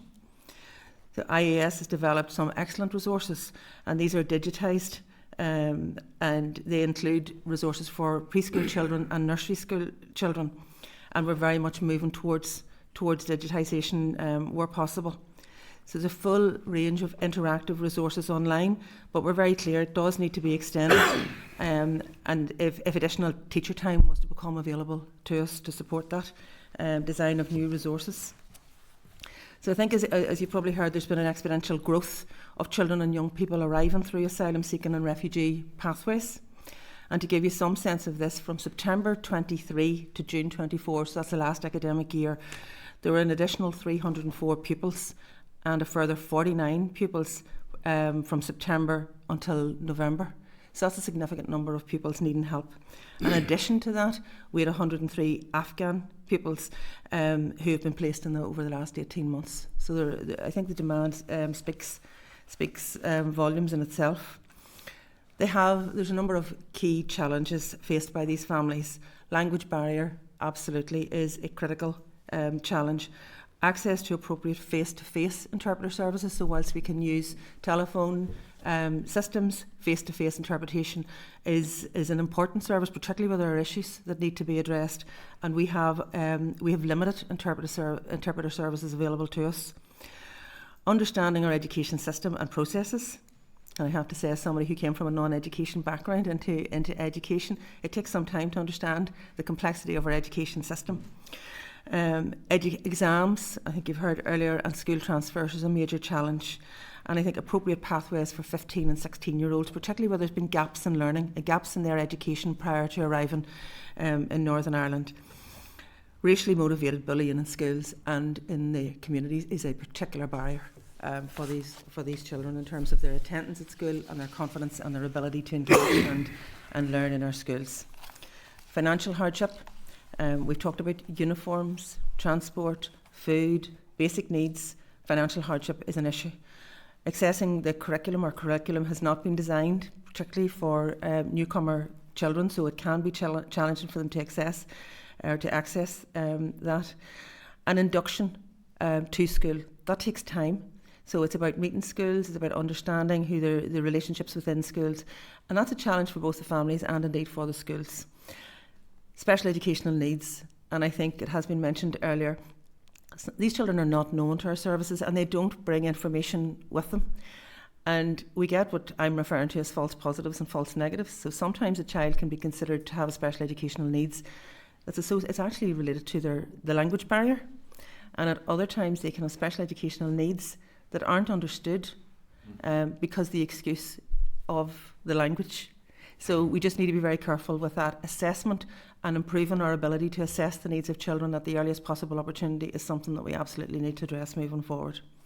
And I think it's fair to say that the wider community participation opportunities for children, that often happens through school, because school is often the centre of a community, is a challenge for them, and that mutual respect that is gleaned through playing and engaging with others outside of the school day. I think it is fair to say that there's been a growing awareness of the complex challenges facing our children and young people from these communities and their families, and there needs to be a trauma-informed approach to providing support so the challenges that impact on their ability to engage successfully in education are appropriately addressed. The complexity of need alongside the increased demand for the service without additional investment has created pressures for the service, and I've no doubt has impact on the communities involved.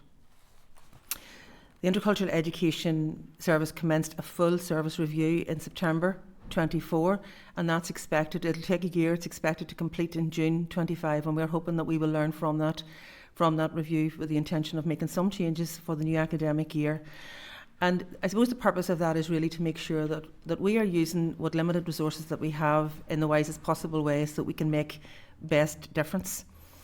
Some aspects of the service may need to be reduced, whilst other aspects of the service enhanced, and all of this will be informed by developments within other ES services. For example, the Educational Welfare Service that has just been recently approved for a transformation. So the team members have started to engage with schools, and this engagement next year, in the new year 2025, will extend to children, young people and families. But having said that, we are aware from previous engagements, obviously the team has been working from 2017, so there's been a lot of engagement with our schools and school community. And overall our sense is that schools are very positive about newcomer pupils. Their motivation to succeed is high, and the benefits that they bring to schools and the wider community is very much acknowledged. It was clear from the views expressed that there's a great deal of excellent practices going on across a range of schools, and we want to promote that. And the teachers in the main are passionate about supporting newcomer children and enabling them to reach their full potential. There are numerous examples of teachers and support staff making exceptional efforts to meet their needs and to create a positive and welcoming learning environment. That said, there are schools who could learn from those particular schools where they are particularly nurturing and create safe and environments for these children. I think it's important that teachers were individually very keen to accommodate. I'm saying individually are very keen to accommodate the needs of newcomer children within their classrooms and schools, making great efforts to coordinate these into consistent whole school approaches so that children can meet their full potential. I've said that the high aspirations are a motivating factor, and it's important to say also that low expectations is probably the greatest form of prejudice.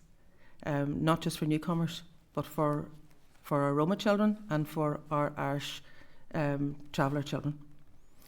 Overall, schools have a positive relationship with the Intercultural Education Service and recognise the service's limitations, but they want practical support in their schools. For example, to support the induction programmes, to help complete the initial assessments of pupil needs and educational experiences and attainment, to engage with families, to be that link between the school and families, so that they can understand the barriers, and they certainly want much more time to share best practice. They've also asked for adaptations to the curriculum and amendments to policy, so that exam results aren't the only form of assessment in relation to success. So thank you for listening. I hope that's been helpful, and we're happy to take any questions. That's great. Thank you very much. And I think after the briefing we've just had, you come into a session maybe thinking you know what you want to ask, and then we covered so much ground in that as well. It put potentially lots of other things that we'll want to cover. I suppose I just want to begin with a comment really more than anything else. My perception, certainly from constituency level and from colleagues working with a lot of newcomer families and minority ethnic families, is that they really value the service, and that it's a really small but dedicated team, delivering work really with not a huge amount of resource, and the workload is growing consistently. So I think I would just want to put that on record.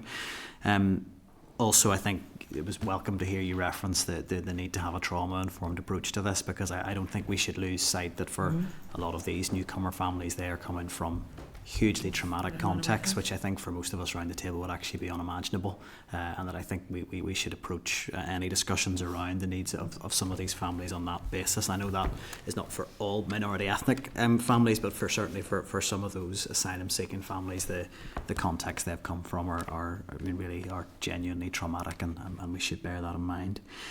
I wanted just to ask really just probably the broadest question really, and you've referenced about the challenges of a small team and the not really being resourced. I don't want to put words in your mouth, but effectively not being resourced properly to do the work that you need to do. Can you give us a sense of how big that resource gap is? So maybe the sort of caseloads that your team are carrying, and what additional resource you think you may need to deliver the service effectively. Yeah, before I ask Karen to come in on this, I think it's important to say that some of the challenges that we face are systemic challenges, and the time that it takes because of those systemic challenges is absolutely huge. So we're talking about the growth in demand, the numbers of children that are arriving with us and need to be welcomed into our society, but we're also looking at housing. So where there is repeated disruption in relation to their accommodation, through initial emergency accommodation, through temporary accommodation, and then finally to where they're actually maybe they're placed, and maybe a family's choice to move again because they want to be connected to their own social network. That could mean 3 or 4 or 5 disruptions in relation to children. Now we're talking about traumatised children already, in the main, who are facing further disruptions.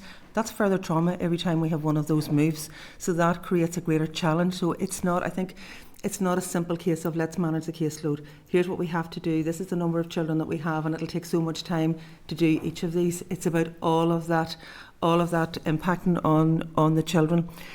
The housing stock is not where we need it to be. It's not where the families choose it to be. So we're very much deciding where you're going to live based on our housing stock, and that has a big impact on choice and disruption. Educational places are not available in schools where our families want them. So we have a demand in Belfast, in the Greater Belfast area, and that's where we have a significant gap in educational places for all of our children. So that, again, then it means that when the team are going out to try and secure a place or to support the family, could be talking about 20 schools, engaging with 20 different schools and before they'll get a place. So that again is another challenge, time-consuming work that needs to be repeated, and that's a problem for us. Social unrest has created quite a challenge for this team, and it has taken them away from the core work that they really want to be doing, not just with the newcomer families, but with all of our families in terms of our Roma families and our traveller families. Nobody can underestimate the impact that has on our children, on our young people, on our communities, but also on the team that's trying to provide the support. Can I come in there and ask you, because I mean you're painting a picture of just how impacted your service is by external factors that are not in your control, and I suppose that probably almost begins at Home Office level, setting that sort of UK wide policy, and then whatever trickles down from there. But in terms of our local context, and I appreciate it, you're speaking from the EA here, and I don't want you to sort of feel that dragging you out of an area that's maybe not necessarily related to your team. Is there a need at a central level here for the Executive Office to be doing more in terms of that overall coordination of all those systemic elements that feed into the work of your system and that impact on these families? Yeah. So around housing, around access to school places, around some of the integration strategies, around tackling social unrest, all of that picture. Is there more that could be done so that there is a coordinated approach to how we look after these families and help them to integrate? Yeah. I think certainly there's a lot of effort going into coordinate. I think we have to be fair, and there's a lot of certainly input from our team into those multi-agency partnerships. However, the placements are actually of children, and the placement of communities here is actually outside of our Northern Ireland. It comes from the Home Office, so we're very much a reaction to the Home Office decisions, and that creates a challenge for all of our agencies and does impact on planning. I think there's been huge efforts to try and plan and to develop the relationships, and we've gone, I would say in the last couple of years we've probably progressed. Not that more can't be done. More can be done, I've no doubt about it, and we need to look at investment. This is for the long term. If we're looking at the trends, this is likely to continue, and therefore we need to make sure that our planning and our predictions and our investment is in line with what we're expecting. Karen, do you want to come in on that one? No, I would totally agree. I mean, we've had huge will and we've had support from TEO, and we sit on so many meetings from council level. I mean, there's council forums, and I sit on stakeholder groups within a number of the individual councils, as do other team members. We have a move-ons meeting with the Housing Executive, where Housing Executive, Health and Education are sitting together to try and coordinate and mitigate against some of the very difficult cases, and for families that could be most severely impacted by decisions that Home Office and others are pushing their way. But ultimately, we have remote bodies in London with names on pages who do not understand the geography of Northern Ireland, do not understand the infrastructure, our public transport system. So something that looks this on a map, and when you're in London and it's a distance, but you have tubes, you have bus services, you have everything that's running, and you have that linked up provision, the impact might not be so great. But here, the impact's keenly felt if a child is moved an hour away from their school, and the mum's a single mum with no family infrastructure, no access to a car, no savings. There's no way she's getting back to that school. Can I go a very quick, simple question? Do you want to just come in on your slot, if that's okay? Just because I wanted to move on to another question, because I'm conscious of time on this one. I just wanted to ask one question that it relates to some of the correspondence committee had come in around the changes to the operational procedures, particularly in contingency accommodation, because I think that has been something that we've had a fair bit of contact on. Can you give us an idea just of where that is at in terms of the approach to placing or assisting families with a placement in school when they're in contingency accommodation? What is the sort of the status of that from the team's perspective, and is there anything more that needs to be done to support those families in contingency accommodation? And then I'll open up to other members from there. I think certainly we're very conscious of the correspondence that came through, and maybe I'll just take you through some before I bring Karen in on it. But certainly we did sit down with DE in November to look. But sat down in the summertime. But more recently, in the terms of the change to the actual policy, that happened in November. And it was really because there was a use of hotel accommodation, and it was for quite prolonged periods of time. Now, policy did change in relation to that, and what we found was the length of stay in hotel accommodation reduced down to approximately 4 weeks in the main for most. There might have been some exceptional circumstances, but 4 weeks. Now, for us to get children placed in a school, it takes more than 4 weeks. So we made a pragmatic, common sense, I think, decision that actually, rather than placing a child in a school within that 4 weeks, knowing that the likelihood is that after 4 weeks, or within a very short period of time thereafter, they were going to need another school, another uniform, another application process, and all of that, that actually it was less traumatic for children to wait until the 4 weeks were up and moved to the school where they were likely to be in longer term accommodation. It just made more sense. Now, that doesn't stop a family from making those applications themselves, but from our perspective, in terms of the support that we were providing, we felt it made more sense to wait until after the families have been dispersed. And is there a point at which, if that dispersal is not happening and Yes. they're remaining in that contingency accommodation, that support will Absolutely. then And be if it's provided? predicted that it's going to be longer than 4 weeks, absolutely we will work with them. We get work that very placement. closely with, we always talk about mayors. So there's mayors, the organisation, who sit in London in their headquarters, and for us, we have mayors, the frontline staff that we engage with and work with day and daily, because again, they're working frontline with the families. So we have constant communication with those staff who are on the ground, the welfare support officers in the hotels, the planning staff.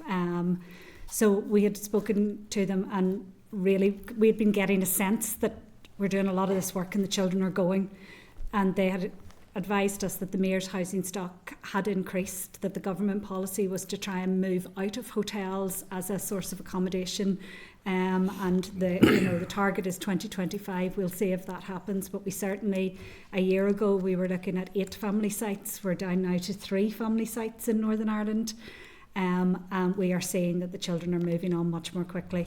So when a family presents, there is a level of assessment done through mayors, and where families raise issues whereby there's going to be medical issues or there's going to be specific needs around housing. So if a family needs wheelchair access or needs ground floor accommodation of a particular type, mayors will say to us, we've nothing in our portfolio, this is going to take a while. So from day one, we will start with those children and work on placement in the school, because that's how long's a piece of string as to how they're going to be in the hotels. For other families, it's after 4 weeks, and maybe some of the families have had offers, but things only start to emerge once an offer of a house comes in, and a mum then will say, I need to be close. They disclose information in small bite-sized chunks as they build trust. So at the first offer of a house, they'll say, I can't live there because it's too far from a hospital, because I need to be able, and that's the first anyone has heard of a medical need. So that pathway has to be progressed. And again, we will step in and seek school placement while that's working out. At the end of week 4, if there are families that have been in the hotel that have not moved on, we will go into all of them and make an offer of support to find placement within the locality of the hotels. And, you know, as I said, we do say to parents, we're not removing any parents' right to go ahead themselves and seek the placement. We're just saying it's our experience, in the best interests of your child who hasn't been in school maybe in 2 years or more, that the first foray they make in, and they're having to overcome that barrier and be brave and go into a huge new environment, and 5 days later they're being pulled out of that environment and we have to take them and put them in somewhere else. It's not nice for your child. If the parent wants to exercise the right, they absolutely can go ahead. No, that's fine. And that would be kept under constant review. So if mayors indicate to us that the numbers have increased, that the move-on rates have slowed, that families are likely to be longer, everything we've done so far has been responsive, and we'll continue to respond. No, that's fine. And I had lots of other questions arising from the briefing, but I think other members are rightfully looking to come in. So I'll put the Deputy Chair in there. Sorry, David. Oh, sorry. Oh, David, yes, you had a quick question. I think you've probably dealt with it, but it was just a general question coming off the end of the answer there, which was about how much does the Home Office feed in and communicate with you, and probably you've talked about mayors there, but I think all of us, Home Office tends to only work through MPs in my experience, so all of us will find that difficult at times. But for you, it seems a very necessary part of the planning that you would be wishing to undertake. Do you find them as obstructive and unwilling to communicate? And is that a way in which we can? Something we can push for? We are basically told we're a number of meetings where Home Office representatives sit and they hear those concerns and they hear our feedback, health, education, housing, everyone else is feeding in, and then we're told, well, it's a Home Office decision, so we note your concern, but we're going to do. And we don't have influence. We do get our voice to the table, but we're not impacting change. The decisions continue on in the direction that they want to continue. Thank you very much. Another question, but we'll wait till. No, it's fine. Deputy Chair. Thanks, thanks to both of you. I just want to ask a couple of questions, one about language acquisition and the other about advice given to parents around language. So in terms of language acquisition, we know that where children have difficulties, they're likely to underachieve during their time in school. And we know the longer term societal impacts that high levels of underachievement have. And so this is a fairly specific problem around language acquisition with newcomer children. And I'm just wondering, are there any plans to sort of globally try to deal with this? And I'm thinking in terms of something like the Engage programme after COVID, where there was, specific funding to help children who had fallen behind in their learning to catch up again. Any plans like that, or any thoughts being given to something like that? There's two issues for me in relation to language acquisition. There's firstly, English is, teaching English as a foreign language, and we need to resource that. The schools are telling us, the school staff, the principals are telling us that that's exactly where they need more support, practical support in the early stages. But there's also making sure that the children have opportunity to develop their language acquisition through immersion in the same way as any language. So it's not always about, yes, they need opportunities to come out and to have opportunities through that English as a foreign language type, but they also need to be included in the school environment where they're constantly immersed in language so that they can develop their language. And it's trying to get that balance. There's no one thing tick that will fix this. It's encouraging them whilst in school, whilst out of school, making sure that they have opportunities through youth engagement, through community engagement, so that they're fully immersed in society, and that's where they'll learn to speak English. It's interesting actually, because when you look at some children who come with no English language, very quickly they will progress, and for much more so than adults. And sometimes we find that the children are at such a pace, and the adults are actually left behind. Their parents who would usually be expecting to support homework, to support learning, to support all of those engagements, they're at a loss. Karen? I would totally agree with that. I think that there are still huge gaps in terms of parents being able to access. Any ESOL programme that goes out is filled instantly. The programmes have waiting lists everywhere, and the parents will say, their children are going to school, there's work coming home, there's expectations, and they can't support it because they don't have the skills. The other thing that the schools are saying to us, that they feel that the change in demographic within their school population has been so rapid that schools really haven't been properly prepared for it, and that the preparation for that starts within Teacher Training College.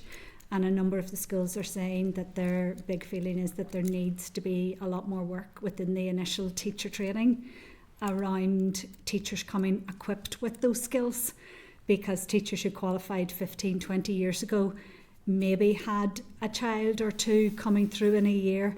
Some of our schools now, there's not a day goes past that they haven't a child arriving with English as an additional language needs, and they don't have the skill set within the staff to meet that, as well as deliver the full curriculum to the 30 other children in their room and all the other responsibilities that schools carry, because they can't set aside their class.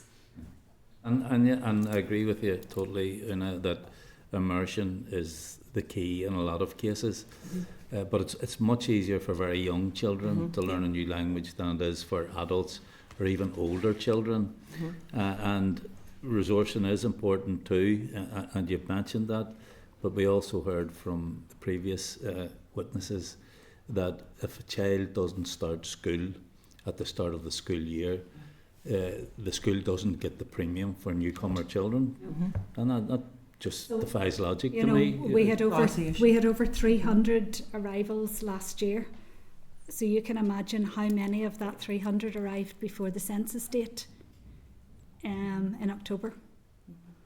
So, and even those that do arrive before the census date because of the nature of the move. So a school may have got funding in October or September for a child arriving. By December, that child's in a different school who doesn't get any funding. Why is there from no flexibility around this matter? I'm not sure. This is given it's a given the difficulties that have been outlined, that children are being moved from houses from towns where they're living to towns far away and so on, and moving schools and so on. Those difficulties exist, and should there not be flexibility built into the system then? Yeah, I think it'd be fair to say that we would like to see the funding following the child. Yeah. So that is it's obviously not a decision for for EA or for us for IAS. It's something we've asked for even back in terms of traveller children. So this has been an issue. So our newcomer children and our new arrivals mid-year are reflecting what has been for traveller and Roma, the pattern for a large number of years. So families of a nomadic nature arrive in areas all through the year, and that is something that has been on the table both as part of the newcomer policy review and the traveller child in framework review as well, as the education framework review for the traveller child in education. It's written, it has been asked for, it hasn't happened. Okay, thanks for that. Maybe the committee can look at Take that as an action. following it up too. And just a final question around advice to parents who are bilingual. And we heard again from previous witnesses that in one case where parents were bilingual or multilingual, they were advised to speak English in the home. And to me, it just beggars belief that in this day and age, that information would be given, because you're denying a child an opportunity of bilingualism. And we know the cognitive and intellectual benefits that go along with bilingualism and multilingualism. So there that doesn't would not be the position of our team at all. Well, I'm glad to hear that, but there just doesn't seem to be any standard advice that's given out to schools or other statutory bodies in terms of advising parents about what language should be used in the home, if there is bilingualism. That is in the guidance that our teachers would give to schools during their training, and it is as part of our EA resources online that schools can access in terms of advice and guidance on how to help children with language acquisition. So no, the mother tongue and the home language is really important. It's important to identity as well. It's important for all sorts of reasons. So it's certainly not something we would be suggesting, and certainly if I felt, if I thought, I'd like to think that that's an exception that I'd want to know about it, that we can address. Okay, thanks for that. Thanks, Chair. Michelle, you had indicated next. Thank you, and thanks so much for your time. And I'd echo the comments of the Chair in terms of the feedback that we get about the work that you guys do. It's very well received, and people are very grateful for the support. One thing in terms of feedback we've got from schools is that a lack of clarity just in everything that they're kind of entitled to in terms of getting support for the children that are coming into their schools. So are you able to provide some clarity around, the funding they receive, translation services, training, psychological support, that kind of suite of services that they... And where might they find that information? I think they're struggling to really find a one-stop shop for getting that information. For these children arriving, they are within the education system to a degree the same as every other child. There are some enhancements that are available. So as the Chair had alluded to and others, there is a premium that is paid an additional fee on top of the pupil premium per child, but that is only paid if the child is in the school prior to census and if the child meets the language deficit as benchmarked under the Common European Framework of Reference of Language Acquisition. So they have to show on that they meet the criteria in terms of that their English falls below a certain standard and that they need additional support to access English. The interpreting service, all schools have their own code and the interpreting contracts are open to schools. Schools have a free initial face-to-face interpreter for the initial meeting with parents. And unfortunately, we can't always get face-to-face interpreters in languages that we need. There just are not enough interpreters for languages in Northern Ireland, so schools do their best where they can to book, but even when they're booked, quite often it's cancelled. So the school finds itself in a meeting with parent and having to revert to a telephone interpreting service. But yes, the schools absolutely have their own code, the access to that, and they also get a free interpreting session for parent-teacher, or if there was SEN or something very significant, so that's additional as well. Yeah. Can I just add to that there is a document actually that's available for schools that outlines the services that are available and how to access the different services. We have a copy of it and would be happy, it's online, so schools can go online and get that information, and we're happy to leave a copy of that with the committee if that would be helpful. Great. The other thing then, in terms of the school's trauma advisory referral service, my understanding is that they're no longer taking referrals. If that's the case, how are these kids getting support in terms of those who have experienced trauma? So that was an additional service that was designed in conjunction with ourselves and through funding that came initially when the Syrian relocation scheme happened in Northern Ireland, and we were seeing high levels of trauma. We were able to approach the education psychology service within EA, and were able to buy time from psychology to remove psychologists off normal caseload in order to take referrals from schools for some of the children coming in who were showing and displaying trauma. The pressures on educational psychology and the increase in SEN and the lack of psychologists available even for employment in Northern Ireland means that offer had to be decreased from psychology in year 1. It was cut further in year 2, and we're now at the point where psychology service have said the demand on them just from schools to fulfil statutory duty in terms of children appearing before panels means they do not actually have psychologists available, so we've had to stand that down for now. It is something we highly value, and if we could employ psychologists, certainly some of the earmarked funds, that's what we've previously used earmarked funding for, because we felt it was so important, but we just have no way of actually procuring the service. It's just the psychologists just aren't there. There's no other support for those kids in that context. I think what we'll have to, we're doing is we're trying to develop a trauma-informed approach through all of our services. So there's training going on in relation to that, trying to understand, working with the SBNI, who are developing very good resources for organisations, including there's resources for schools.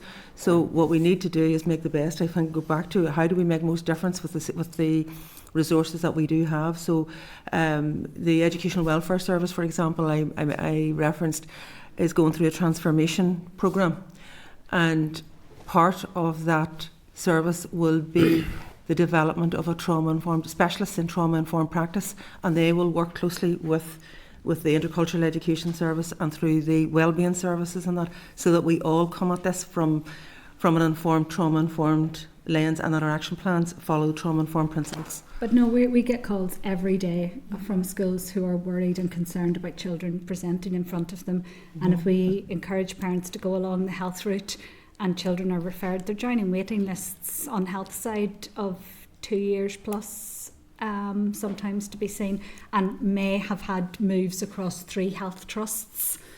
So, it's very difficult.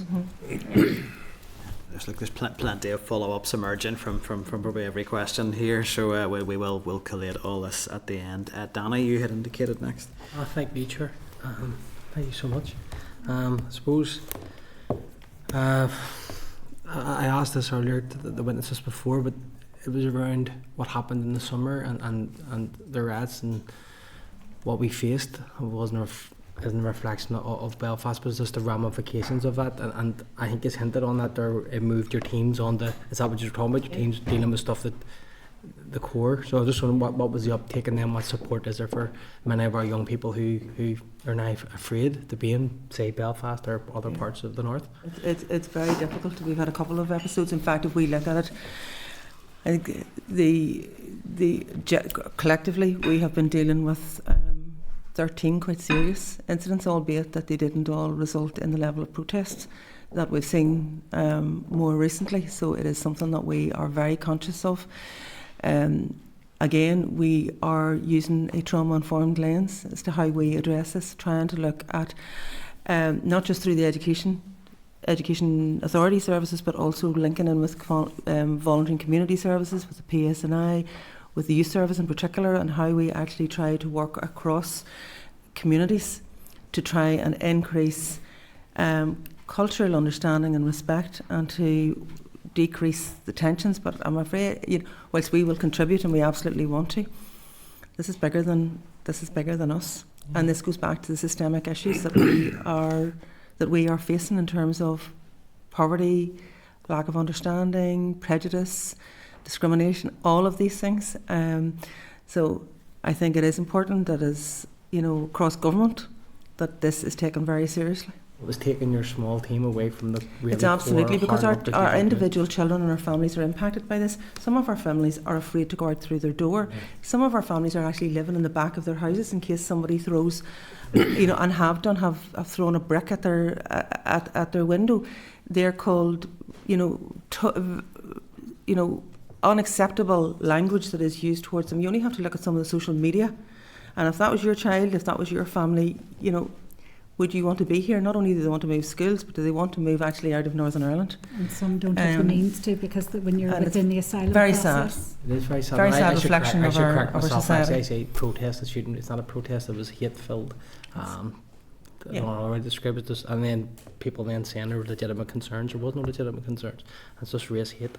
It's the misinformation and the misconception out there that somehow the families coming into Northern Ireland are taking services from local families and local children, and that they are able to jump queues and have enhanced provision and treatment.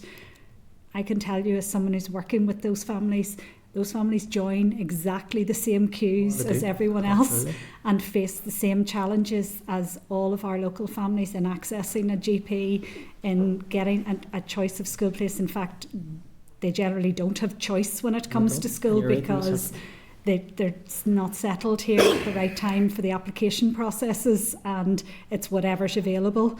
So no, there's a huge amount of misinformation, and even services like ourselves. So it's there's all of these people running around supporting newcomer families. Where's the support for my child? Everyone has to acknowledge, if I was taken tomorrow and moved to a country that I had no understanding of the culture, had no language, didn't know how to access services, didn't know where to turn, I would like someone to step in and provide a basic level of welcome, and that's what our team does. It's a basic level of welcome to set children on an equal footing, not to enhance them, but to just start them off on the pathway. Yeah, and I suppose it would concern you then the previous witnesses that said that some of our schools are declining newcomer children. Yes. That's, to me, there's no other word for discrimination. That's just discrimination in my book. And is there anything that we can do that prevents that practice from happening? I mean, we follow in the application process, we apply AP1s, and as a team and as our service who are sitting with a family, we always advise that you start with your nearest school to home, because that's the community in which you're living in. The children will be playing in the streets around, it's the local youth clubs, it's all of that. And then we have to work outwards based on spaces and placement availability. But the decisions are made lies with the school and the Board of Governors. So whilst we might be the managing authority, as the education authority, those decisions are taken by individual schools and their principals and their boards of governors. Yeah, no, I'm just thinking around monitoring, isn't it, that we'd had before, isn't it? It would be that concerns you have around special educational needs as well. No, not for a point. And just last one, it was supposed to be a question I always ask of the department themselves, and that importance of getting an inclusive strategy. Inclusion strategy in place ASAP. It needs to be done. Yes, totally agree. Absolutely, and we work very much with the department on that. I think it is acknowledged that inclusion is an absolute priority, and we're keen to work with them and see that through. Hopefully next time there, and there'll be some work done on it. Thank you. No problem. Thanks, Danny. Peter. Yep. Thanks very much, Chair. Good to see you. I just have one question that spilled off the conversation which you just had there around Ed Sykes And my understanding, and I think it was confirmed in your evidence, was that there's so much pressure on that particular. I should declare an interest. My sister-in-law is an ed psych, but she certainly will be watching the committee. There's so much pressure on that area that a lot of ed psychs are just doing the statutory work in terms of statutory assessments and assessing kids, rather than the intervention work. Is that sort of? I think that's acknowledged. There has been, and certainly the SEN transformation programme. That is one of the objectives, is to try to create some capacity for educational psychologists that they're actually involved in consultative work, in preventative work, in early intervention work, because that's where all the evidence points to where they will make most difference. In fact, collectively we will make most difference. So I think that's an important piece of that work, and hopefully that's something we will see as the SEN transformation progresses. How many ed psychs does the EA have? Oh, the last time now, you're picking my brains now. Ballpark, something like 8. Not even in, because in terms of full-time hours, there's a large number. We've mostly female workforce working on a part-time basis. Some who would have left to go and do private work. There's a real challenge, and we have there was efforts made to increase the number of students on the BHD programme. So that was happening over a 3-year period, which, if I'm right, should be coming to an end this year or next year. So there is efforts made being made to try and increase the number of educational psychologists. But I want to reiterate, where we have programmes with even a small amount of educational psychology, even it's not, if it's one day input, it makes a huge difference to the success of that programme. And we've seen it through the likes of the Children Looked After service. I've seen it previously in health, and we see it here. So it's a very valuable service. And we need to be working with them, not so that we're making referrals to the educational psychologists, but so that that they are actually supporting the wider teams to actually work in a more trauma-informed and psychological appreciation approach. I don't know whether that didn't sound. No. You understand what I'm saying? Certainly, what you're saying is my understanding of where the service is and the pressures on it. The programme you referenced, is that funded by the Department of Education, or is that which one? So there was additional money to increase the amount of educational psychologists going through, I think. Yes, that was funded by the Department of Education. Department of Education. Yeah. Okay, and that's coming online. That has been in progress. So yep. It was funded to the maximum number of students that could be facilitated. That's right. So that 20. I don't want to misquote, and I can get you the facts, but I think it was 21 through, and it was over a 3-year period, and then to be reviewed. I'm not involved in that service area, so I'm not quite sure where that's got to at this point. But I know there was a lot of work done on that. I mean, I think this is a real pinch point, and I suppose my concern, and it tails off. I appreciate what we're talking about, but it obviously was raised. I suppose my concern is that there's a real pinch point, I think, in EA around educational psychology, where so much of the professional capacity is tied up legitimately doing statutory assessments, and they need done, and there's a whole range of reasons for that. But actually the usefulness, and you've just articulated there, the actual usefulness of the service is getting in early, and we talk about this a lot in this committee, early intervention and actually positive intervention and support. My understanding of the service is that it is under so much pressure that it doesn't have the capacity to do that. I mean, Chair, we're looking at a forward work plan. I'd love to have some folk in from EA to talk about that thing in particular, and how perhaps we could look at that and maybe make some recommendations about it, because I think that's really, really crucial.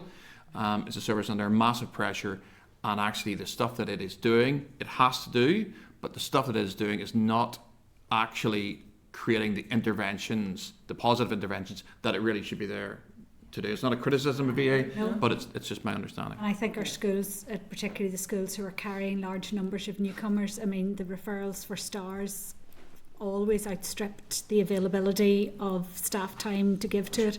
So, you know, if there was something available that schools could tap into, it would certainly be utilised.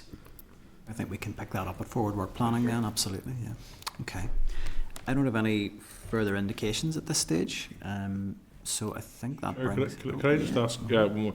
It's by the way, I think it was the other thing that I was going to ask, Pat dealt with around the October cut-off and flexibility around that. But one thing, just in my constituency office, we're a couple of doors down from a food bank, and quite often we'd be helping newcomers that are coming there for support, and they'd be sent into us for the process and for some of other needs. But on a few occasions, we've had, you talked earlier about the fact that it's much easier for a child than an adult to learn the new language. Quite often we're seeing, you know, young school age, primary school age children coming in with their parents that should really be at school, but are there essentially to help their parents communicate. Is that something that's widespread? And is there anything that's in your, you know, it could be anecdotal and we're seeing more of it? It's not something that we have direct evidence of in terms of attendance figures, but I do know that there are certain families who are heavily reliant on their young people and young children. And that potentially could have, particularly if mum had an important thing coming up that she needed and felt she needed to be understood. But you know, our guidance is a child should never be used as an interpreter for the parent. That's far too much of a weight of responsibility for any child to carry. In very simple situations, as a team, we'll go in and say, and tell your mum the bus is at 10. The bus is at 10. You know, something very small, but in any conversation that we have about any process or anything else, we always have the very minimum of an interpreter online. And I know the trusts have been working, and the Southern Trust is trialling the devices for the on-the-spot emergency interpreting. So we're waiting on feedback from them to see. So far it's been we quite often use Google Translate and so on. It's not always hugely reliable. When it's only the only tool you have, we find it's not better than nothing. We find that it's been in terms of what we've been asking, it's been enough. Okay. And a lot of our voluntary community sector groups have no budget for interpreting, so they're working with families on huge issues. Even some of our Sure Starts, it depends how they're funded and whether they've interpreting as part of their budget or not. If they're under health, they have. If they're not, they don't. So, you know, even that tie-up, we would work in partnership with young people, and we'd go in with the family as a joint approach to overcome that interpreting hurdle. But no, interpreting definitely is a massive barrier. And as I say, we have a very small pool, and as the languages grow, and some of the specialisms that are required, there isn't the bank of interpreters. It's definitely a challenging one. You know, there's probably no easy answers to, but it just raised concerns in my mind on all sorts of levels, whether it be the education of the child, what issues are travelling through that child. You know, it's still a child. I think there's judgments to be made. You know, if they're coming in, you know, if it's something relatively straightforward and non-sensitive, well then, you know, you'll make a judgment based on the situation. But certainly where there's sensitive information and there's, you know, decisions to be made, key critical decisions to be made, absolutely that needs to be done through an interpreter. So in the interest of time, I'm going to have to wrap that up. That's been a really helpful session, and we thank you for your time this afternoon. There's a lot for us to probably wrap up here now in terms of we'll take that away, but we thank you for your time. And as I said, folks, you know, we're open to anyone who has a family come into your constituency office. If there's an issue, please contact us. You know, if the family's known to us, we can let you know where we're at in terms of things so far. If they're not, we're happy to pick up the cases. We don't want anyone to fall through the cracks. Thank you. Thank you. So we'll quickly run through actions arising. So I think there's been quite a lot of actions. I think potentially arising from the evidence sessions. I'll run through a few, but if there's anyone else has, please let me know. So I think some of the things that came up, I think the biggest one was around the issue of funding for newcomer children and the date of the pupil census. So if they arrive after whatever date it is in October, the school's potentially not accessing the money. So I would suggest we really should be writing to the department to ask if there is any scope for flexibility around that if they are looking at that issue. So I think that's an action arising. There was also a lot of discussion around admissions. I think the main thing that came out of that was I think the committee should be asking whether the department actually monitors the number of requests for in-year admissions that come through to schools, keeps a record of those that are refused and the reasons why, because we don't actually, we're relying really on anecdotal or hypotheses of why schools may or may not accept the child. So is that something we're agreed to write on? And I think then there was a particular issue raised around that older end of post-primary, sort of 13 plus, seems to present particular challenges of accessing a school place. So I think inquiring with the department what they're doing to try and address that. I would suggest that we should also consider writing to the EA around just the level of resource provided to that team and just the volume of work that they're doing, and to ask whether that is under review in terms of whether the team is appropriately resourced to deal with the volume of work that's coming its way. That's all that I've got as definite. Early years was another one, sorry. So the early years issue, it wasn't clear to me if the team actually supports early years settings at all, or if there's any additional resource available to an early years setting. Certainly in a preschool, if they had a newcomer child in their intake. So I think it would be worth establishing what the position is with that. But there were other issues around language, bilingualism, different things. So I'm happy to hear from other members, David. Chair, I understand that it's probably the executive office who most appropriately deal with this directly. But I wonder if there's any reason why we as a committee shouldn't write to the Secretary of State in his role, sort of advocating for Northern Ireland with the government, to say that we have some concerns about the apparent lack of communication and engagement from the Home Office in particular, and how it impacts particularly upon the education system, but likely upon other public services in terms of planning and so on, and asking him to advocate in that regard with colleagues and with the Home Office in particular. I'm happy to endorse that as an action, if everyone else agreed, yeah. Okay, is there anything else that we wanted to raise in terms of specifics? I mean, I think there'd probably be nothing also to stopping us just sharing the report from QUB and their recommendations and asking for a departmental response to that, because the recommendations are pretty clear. We all agreed? Okay, great. Okay, so that moves us on to our next item. So I'm happy to power on through, but if we need a quick comfort break, we can do that. Comfort break, and then we'll move on. So if we can just turn the live feed on. Committee Room 29. Sound.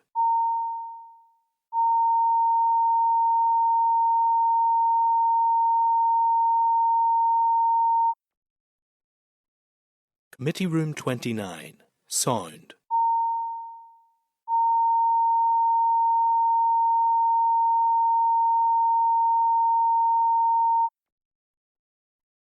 Committee Room 29.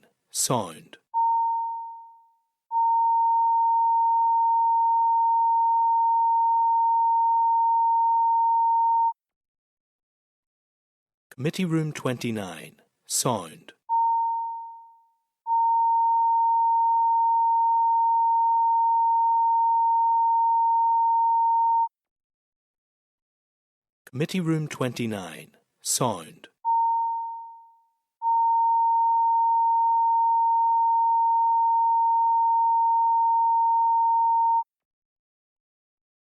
Committee Room 29. Sound. Committee Room 29. Sound.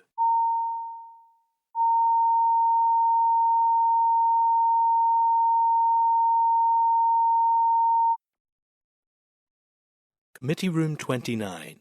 Sound.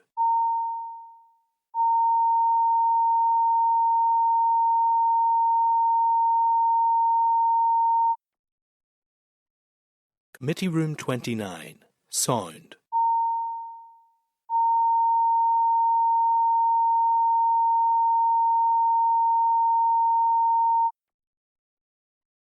Committee Room 29. Sound.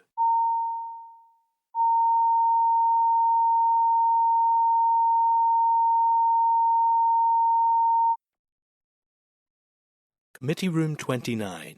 sound.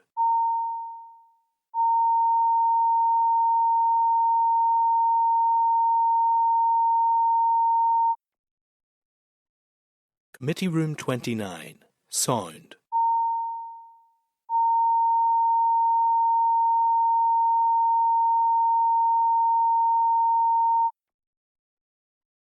Committee Room 29, sound.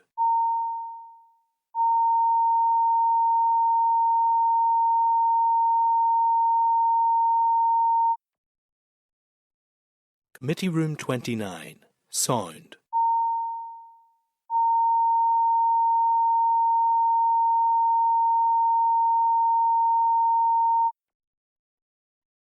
Committee Room 29, sound.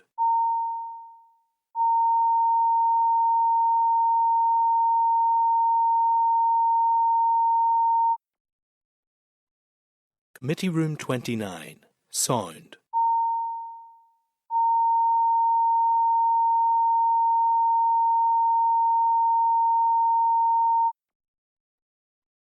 Committee Room 29, sound.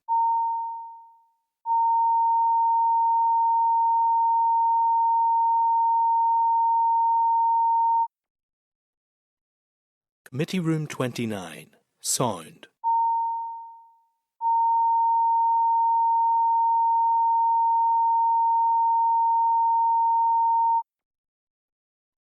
Committee Room 29, sound.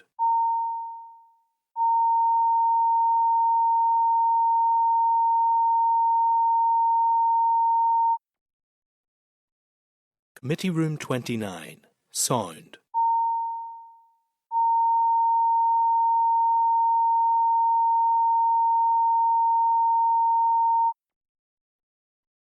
Committee Room 29, sound.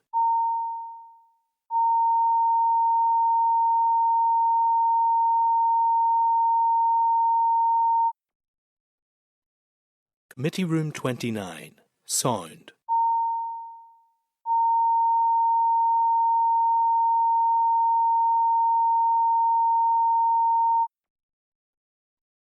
Committee Room 29, sound.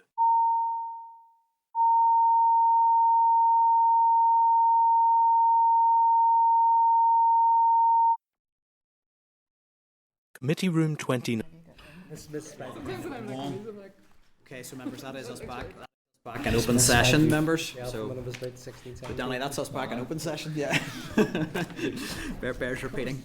So that moves us on to item 9 on the agenda, and it is a briefing on our relationships and sexuality education inquiry, and it's an oral briefing from Alliance for Choice. So feel free to bring the witnesses through. I'd refer members to a briefing note from the committee clerk at page 154 and the submission from Alliance for Choice to the committee inquiry, which is at page 155 of your packs. So I'll just let the witnesses get seated and then we'll make a start.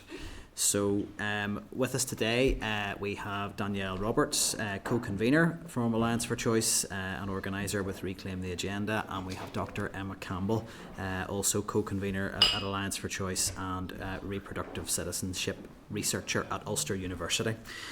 So first of all, you're very welcome here this afternoon, and apologies for the delay in the session where both our sessions ran over, which has just left us chasing our tails a little bit. We also have a couple of members who have to leave the session early today, so just to be aware that there may just be some movement during your evidence session. But really at this stage, it's over to yourselves. We've received your submission to the inquiry, so very happy for any opening remarks or presentation from yourselves. We would ask for that to be up to 10 minutes, and then we will move into question and answer for members.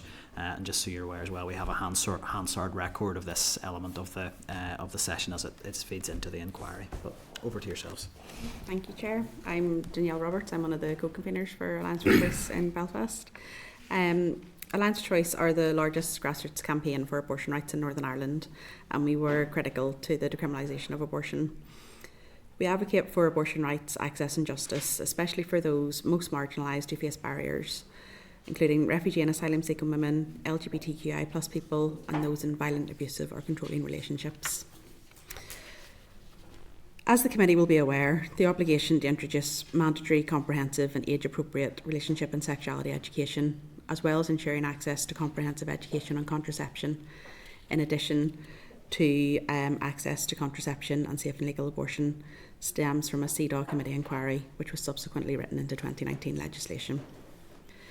Following a significant period of over 3 years from the law change, regulations were brought forward by the Secretary of State for Northern Ireland. These regulations amended existing Northern Ireland order from 2006 and placed a requirement on the Department of Education to act before the 1st of January 2024, a deadline which has been missed, so that the curriculum for every grant-aided school shall, in relation to key stages 3 and 4, include age-appropriate, comprehensive and scientifically accurate education on sexual and reproductive health and rights, covering prevention of early pregnancy and access to abortion. And this wording directly reflects the CEDAW recommendations for the UK Government as state party and places a requirement on the devolved Department of Education to act.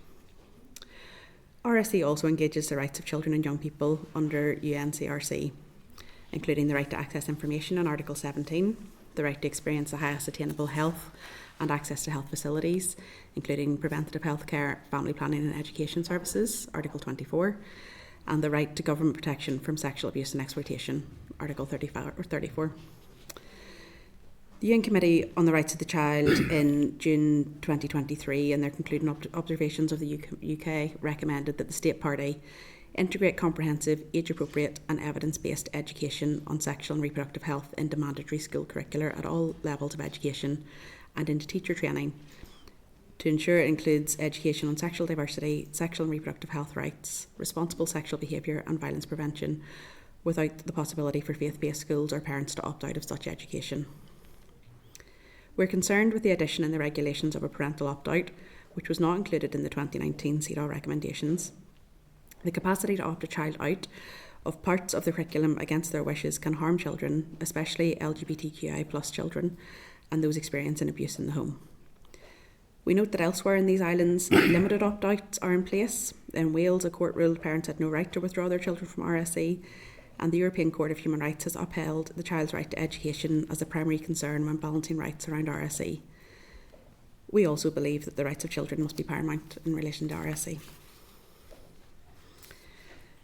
We recommend the committee reviews existing research and reports on RSE, and we won't labour the point, but particularly those carried out with children and young people.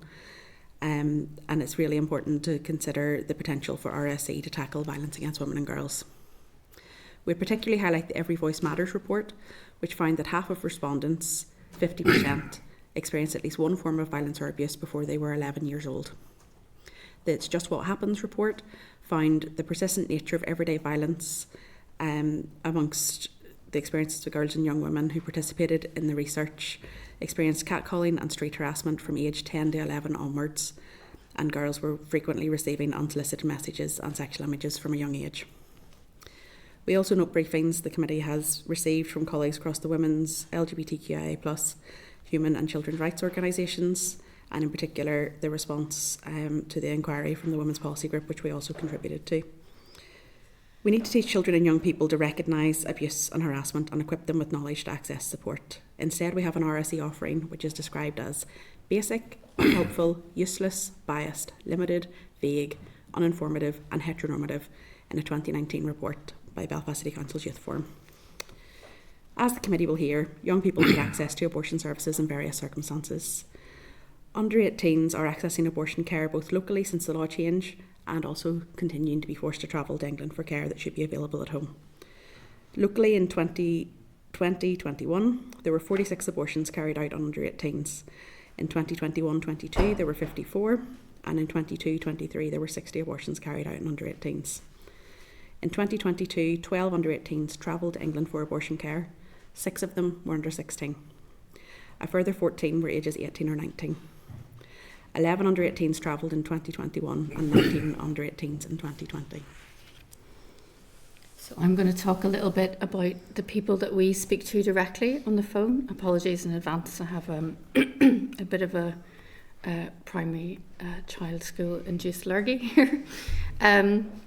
So just to talk about the demographics, our doula service, which is what I'll be calling it, is Look to CARAC, and that's the number where we answer calls to people who are directly seeking advice and information with regards to abortion.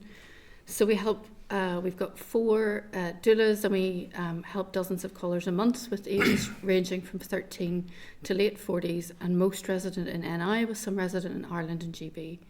The majority of callers are looking for information in accessing abortion treatment, as well as often some reassurance. A minority of callers will need a greater level of care, and they tend to take up the majority of our time. Some of the more difficult calls have been from people who have suffered coercive control or violently abusive relationships, under 18s with no family support, or people who are struggling due to marginalisations such as being lesbians or trans people, refugees and asylum seekers, or even people facing spiritual abuse. As someone who directly attends to these calls, the number one need of all of the clients could be addressed by comprehensive and scientifically accurate education on sexual and reproductive health rights, covering the prevention of early pregnancy and access to abortion, which is one of the recommendations in the CEDAW report, as I'm sure you know. For many abortion seekers of all ages, there is an unsafe lack of knowledge as to how and when someone can get pregnant, how and where to access contraception, and advice on what constitutes a safe and healthy adult relationship. Many clients are unaware of a morning after pill, unaware of the use of IUDs to prevent implantation up to 2 or 3 weeks. Younger clients are often oblivious as to their cycles and what they mean, and rarely know how to access the free contraception that's widely available to them, or how to use it if they did. Many postpartum abortion seekers are misinformed about breastfeeding's contraceptive effects, and many callers worry about dangerous anti-abortion myths that have been spread as disinformation. Comprehensive RSC that follows global best practice guards against unwanted crisis pregnancies, abusive relationships, and more. In fact, a Brooke report said that young people who don't receive RSC are more likely to take sexual risks, including sex before the legal age of consent and unprotected sex. So now I'm going to talk about 3 particular cases, all of which have happened, which I've responded to in the last 6 months. So case A was a recent school leaver who discovered their pregnancy when they were in accident and emergency because they were feeling unwell. So basically they didn't know they were pregnant until they went to A&E, and they immediately requested abortion health care when they discovered. The nurse attending her failed to provide any information on abortion services, which is a clear breach of conscientious objection if you don't then forward them to someone who will provide those information. The second nurse advised her against abortion and showed her pictures of her own child, which is another breach of conscientious objection, because really what these medical professionals should have done is referred this child to somebody who would have helped her in the way that she wished. She was extremely distressed from a lack of non-judgmental advice. She didn't know her rights. She didn't even know if abortion was legal. Had information been provided as part of adequate RSE, A would have been informed and known where to go for help, or may even have avoided that pregnancy in the first place. Luckily, she managed to get in contact with us, and we put her in touch with people who could help. Case B was a very young teenager who called and was incredibly frightened to be pregnant, didn't know where to go, didn't know anything about her dates because she had only started her period. She'd received no RSE yet at her secondary school. Neither set of parents were able to support the young couple, as well as referring to the trust services when they got in contact with Alliance for Choice by Googling on the internet. We were able to direct them to the appropriate services and Common Youth, who have a good reputation of helping people under 25. RSE would have potentially saved so many things in this particular instance, and again, may have saved the crisis pregnancy from occurring in the first place, may have prevented these very young teenagers from pursuing a sexual relationship, but if they had, it may have offered them the right information to contraception, which they desperately needed.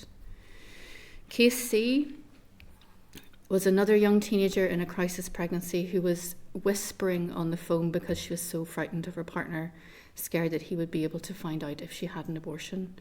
Upon explaining her situation, it became clear that she's in a coercive relationship. The partner was a spiritual leader with a great deal of community influence. She'd been subjected to spiritual abuse, conversion therapy for her sexuality, coercive control and financial abuse. She had no knowledge of abortion being legal in Northern Ireland and being free to access. RSE would have potentially informed her of a healthy relationship, affirmed her sexual identity, could have potentially shown her religious communities who support LGBT people in Northern Ireland, and it would have decreased her distress with knowledge of abortion access. Now, luckily, in all of these cases, Alliance for Choice were able to help and put people in contact with the people who could look after them properly. But how many other people in a similar situation don't have access to our number or didn't Google or find us as quickly? So that's our first presentation of evidence. Thank you. And look, please indicate at any point for any members who want to come in. I want to ask a question about your sense of how equipped or otherwise schools are to deliver the new minimum content that came with the law change. Because we hear repeatedly from young people that they still don't feel the provision is comprehensive and particularly in the area of that minimum content. So would you have a sense of how equipped schools are, and is there a need for resources that are available to school to deliver the minimum content to be reviewed, revised, updated? We already know that the vast majority of schools who bring in outside organisations it's being funded for a religious-based organisation, and obviously that needs to change.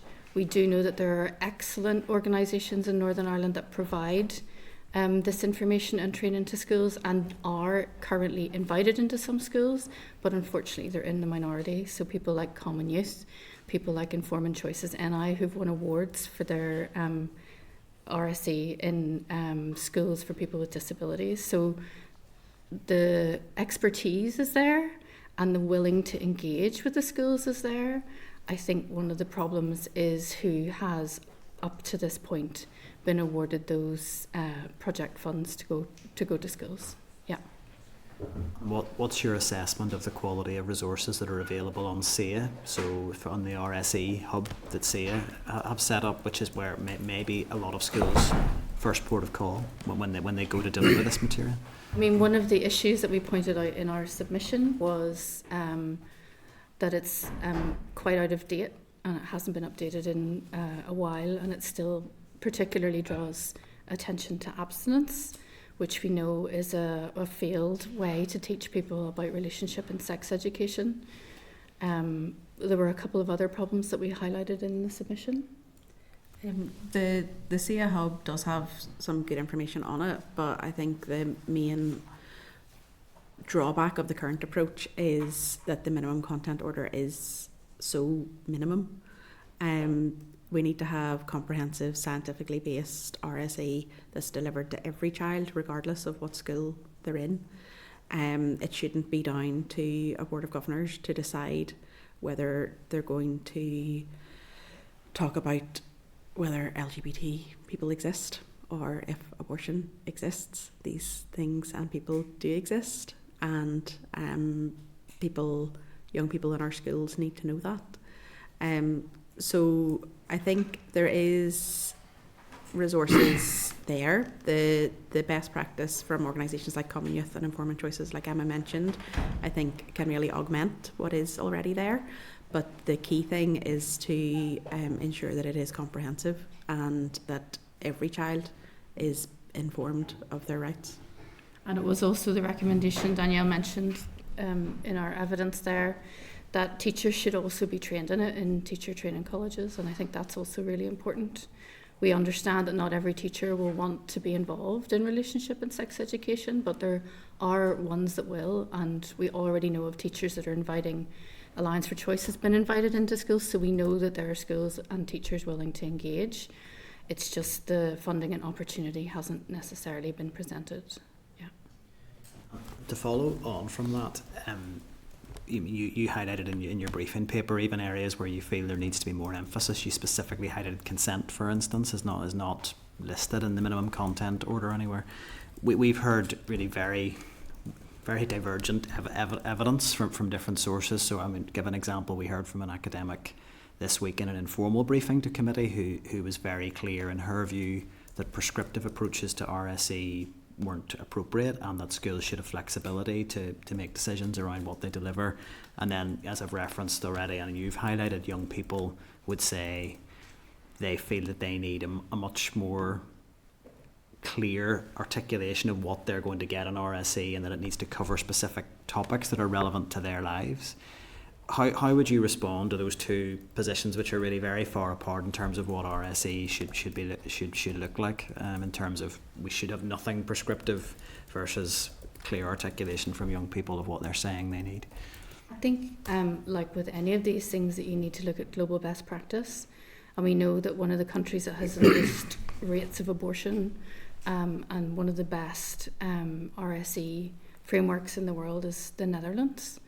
I was also, in 2014, I was in Sweden, and we met with some young people, recent school leavers in Sweden, and as part of their RSE, they go and visit the sexual health clinics and the abortion clinics. They don't have any qualms talking about it, and they certainly then don't have any qualms when they need to go and access the help that they need. So we really need to listen to the young people, I think, more than we need to listen to people that have ideological preferences.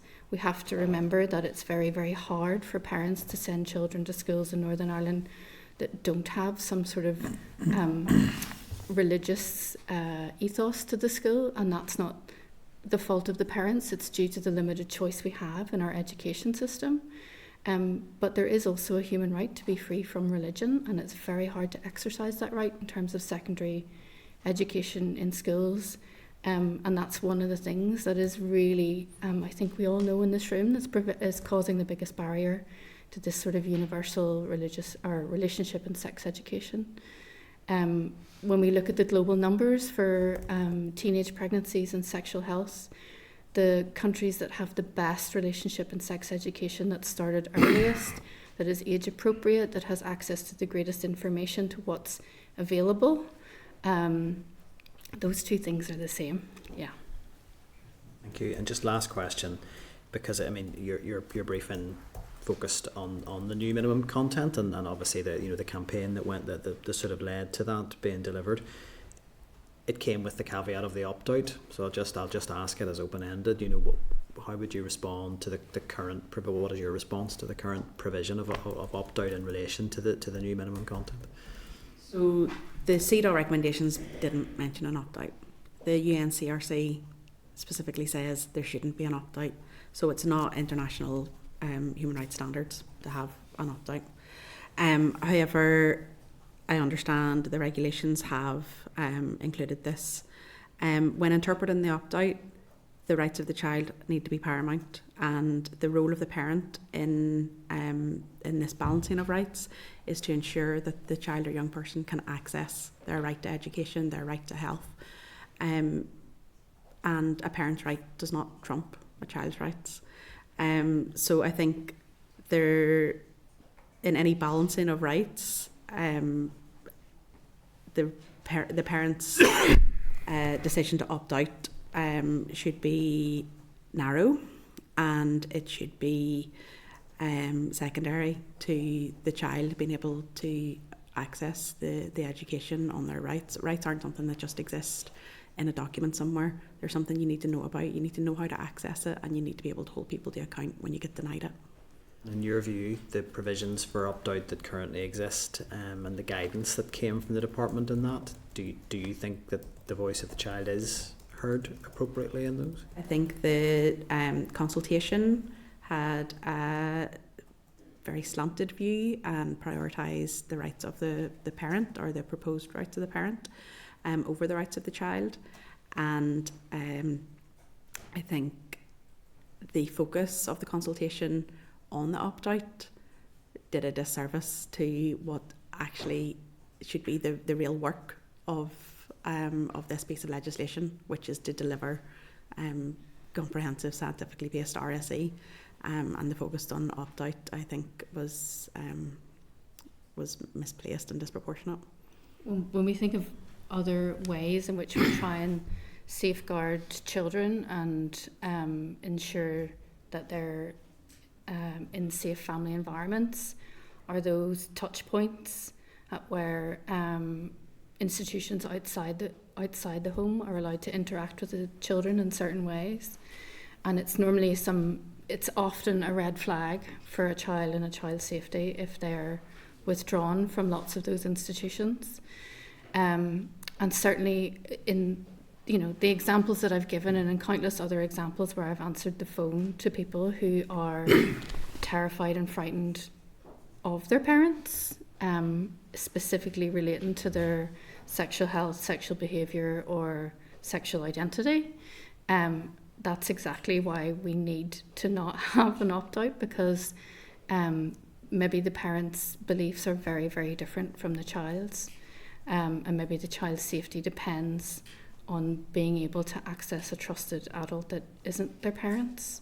Sometimes, with the work that we've been doing for decades now, we'll unfortunately encounter young people whose pregnancy is the result of a family member, and they are the people that we are doing this work for. They're the people that we're trying to keep safe. I'll bring the Deputy Chair. Thank you, Chair. And thanks to both of you for coming in. The Chair has covered most of the ground that I wanted to, but I just want to pick up on one of the issues that he raised, and we have heard some, it's worrying evidence from some of the witnesses that have given evidence to this committee that they agree with this comprehensive scientifically based RSE, but they also want to overlay it with their own moral framework. And it concerns me, when you have a particular ideological view of some of the issues that are important in RSE, things like contraception, abortion, same-sex relationships and so on, where people have a particular view of those issues, and they're going to somehow overlay a scientifically based curriculum. How do we prevent that? I don't know.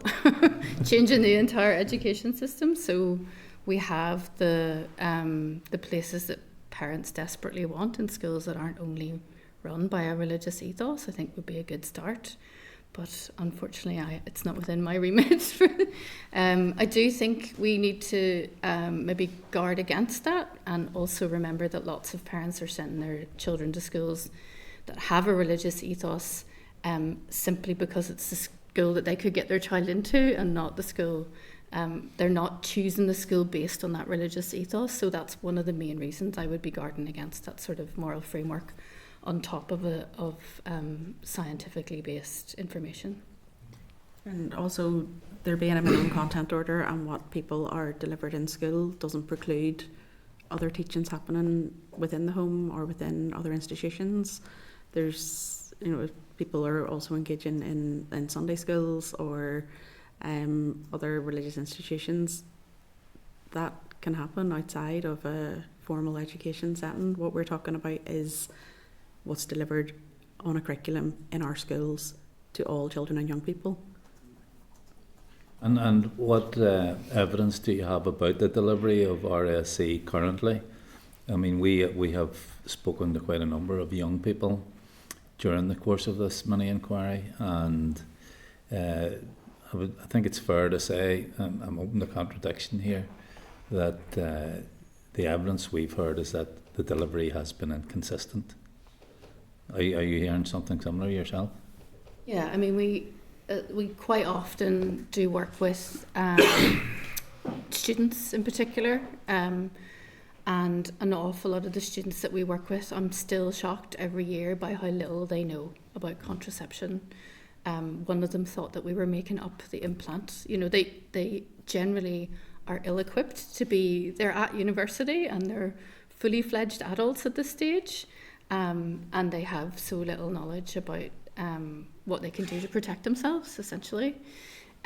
So that's certainly our anecdotal evidence, and evidence from our activists who come from that sort of younger student population is that it's still not up to par. It's still, quite a lot of them would have quite concerning stories about misogynistic teachings that are, that a girl that has sex too often is somehow reducing her own personal value, and that women are the sort of custodians or guardians of sexual behaviour and sexual purity, all things that we should have left behind a long time ago. And it should also be noted in the CEDAW report that as well as relationship and sex education, it's supposed to be moving towards greater equality for men and women in a Northern Irish society. And RSE should be a really critical part of that, about giving people the power to know when they're in a healthy relationship or an unhealthy relationship, and it's not happening. I think that's the main problem. Yeah. Okay, thanks for that. Thank you. Thank you, Deputy Chair. Okay, any other indications, Peter? Yep, that's great. Thanks, Chair, and thanks for your evidence this afternoon. You mentioned, I'll pick up on something that the Chair asked you about, and you went on to talk about, in terms of provision of RSE, some excellent organisations, and I think you mentioned there Informing Choices and Common Youth. Would you accept that they would have a similar view to you in terms of this subject area? Similar view in that it's based on minimum international human rights standards and best practice. That's okay. So. And you also mentioned there, when you were answering that question, about a religious provider who you weren't so enthusiastic about, if I can put it in that terms. Who is that religious provider of RSE? It's not always the same provider, and our view on the provision comes from the direct experience we hear from the young people that we talk to on a weekly basis. Sometimes it's actual religious members of the community who come in, and sometimes it's organisations, so that will depend. In the documentation that I think you provided for the RSE consultation, which was the one that you've talked about, that was the DE one, and it's just on your website. And you state you were concerned that churches are listed as stakeholders, and open brackets, give evidence of institutional abuse, but also evidence of why churches can't be neutral on sex education, LGBT, and abortion. Now, given that you've already stated in your written evidence that you are not neutral on the subject, isn't it just a little bit hypocritical to criticise others who have a different view from you? We're not trying to prevent access to widely available health treatments that are currently in the NHS and in every health trust in Northern Ireland. We're not trying to prevent people from accessing things like contraception, which is their human right.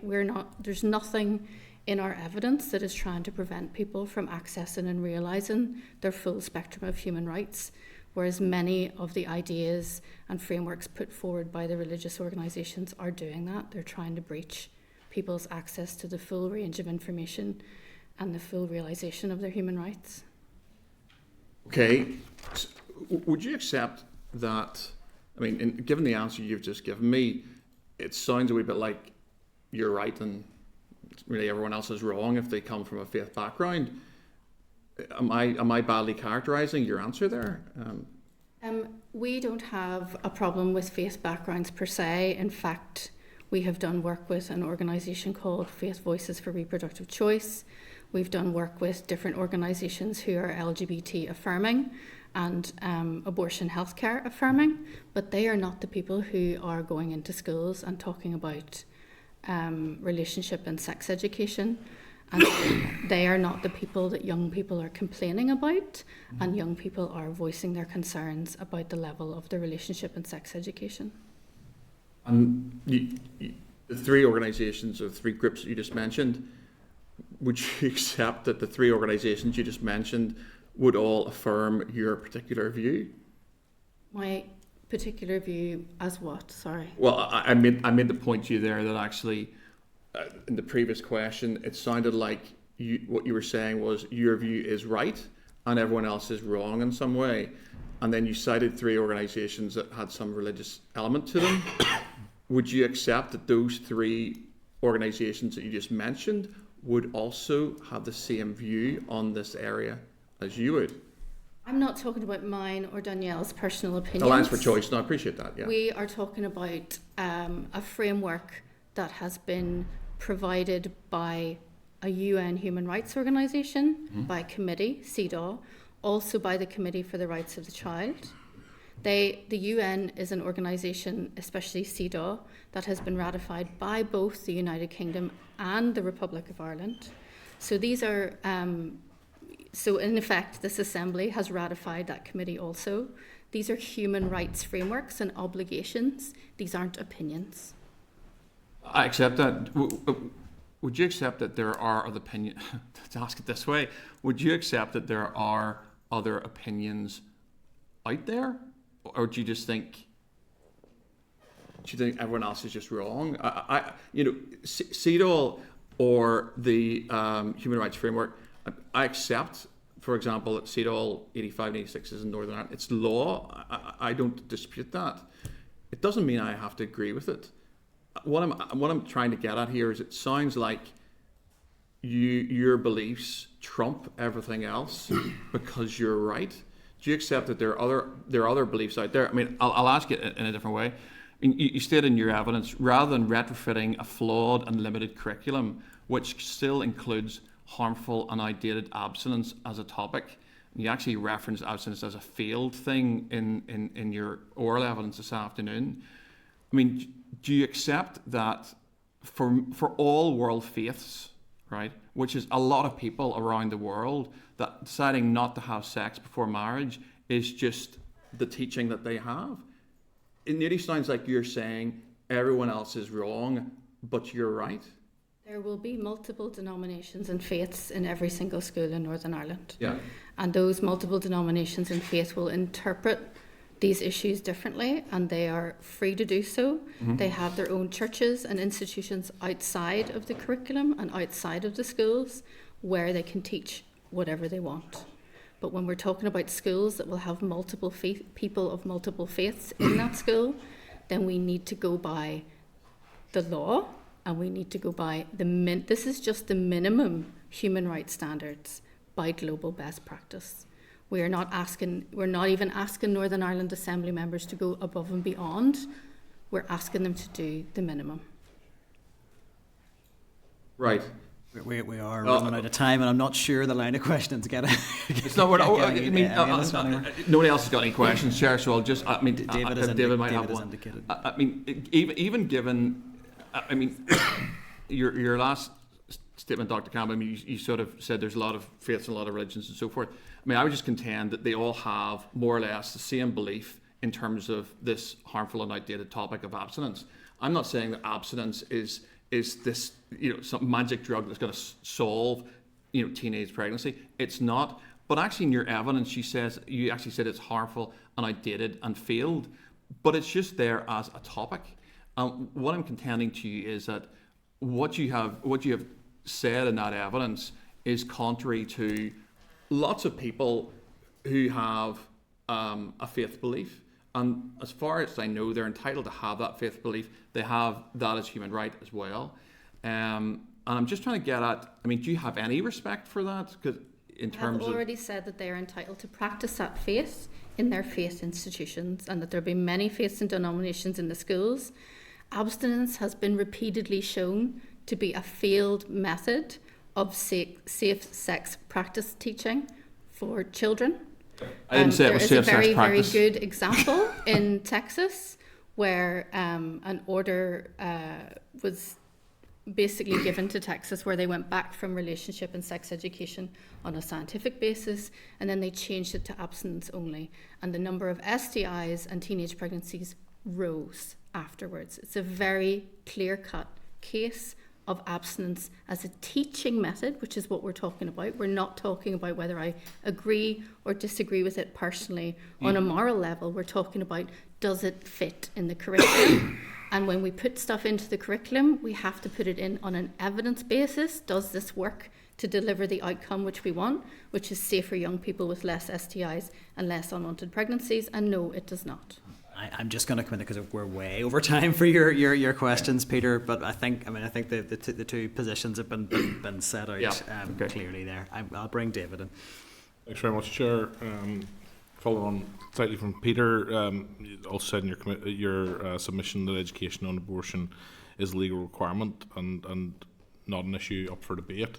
I think that legal requirement it may be, but I think it's a nonsense to suggest that it's not up for debate. I think whenever the law was different in Northern Ireland, that pro-abortion lobby groups were not so keen to just accept that the law of the land should be the debate settled.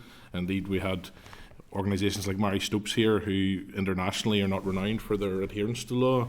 But what I would ask is that, Danielle, you had mentioned that there are people in the schools teaching that LGBT people or abortion doesn't exist.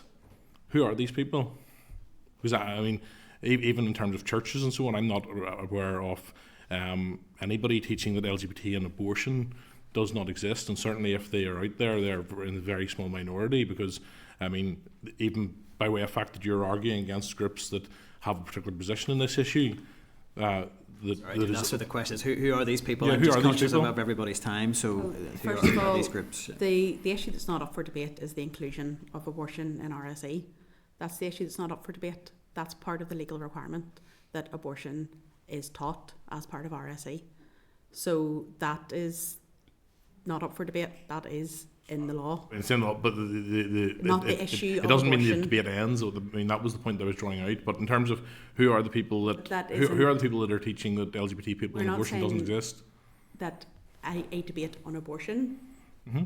Yes, and I was just making that clear. Yeah. In RSE. Yep. Okay. So who are the people then that are teaching that LGBT people and abortion doesn't exist?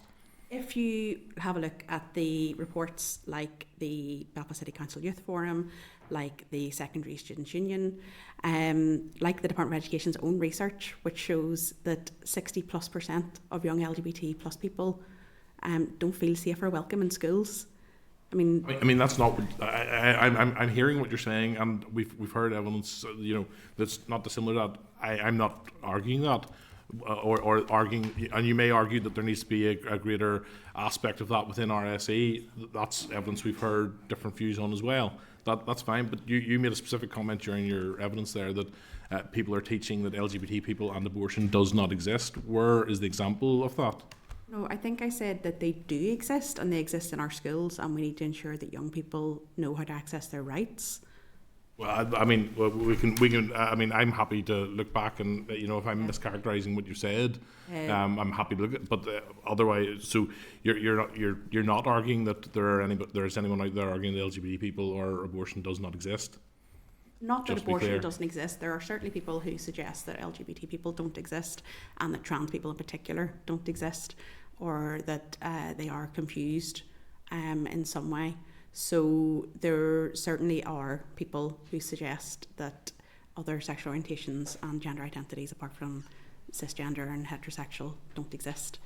I think reviewing the evidence from young people who are much closer to being in school than I am, it's clear that LGBTQIA plus young people in particular, they're telling us they don't feel safe and welcome. They've told the department they don't feel safe and welcome. And this isn't new information. If we look at guidance on uniforms, if we try to even talk about guidance on uniforms or facilities for trans young people, comments that are made in chambers not far from here often aren't affirming of trans young people. Just yesterday we had the decision to extend the puberty blocker ban. I don't think it is incorrect to say that there are people who deny the existence of LGBT young people. And I mean, if yesterday's decision is the parameter that you're using, then it's every party in the executive, just to be clear. No. Well, yeah. I didn't say that banning puberty blockers is the same as denying the existence of trans young people.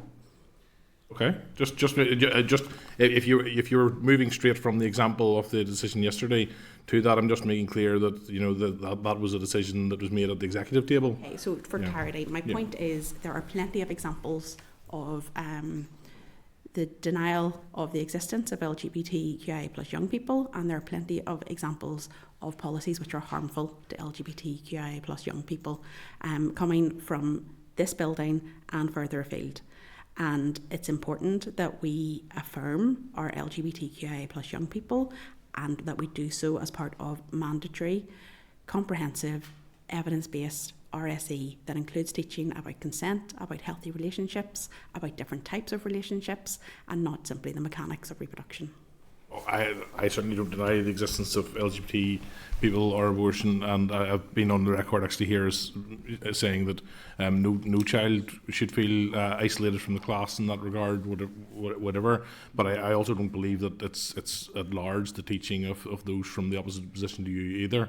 Could I just move on then to very briefly, David, just in terms of time, spiritual abuse, and I'm just interested, and I completely accept there are cranks out there, and there are examples of people doing things that they should not in the name of religion. I absolutely accept that.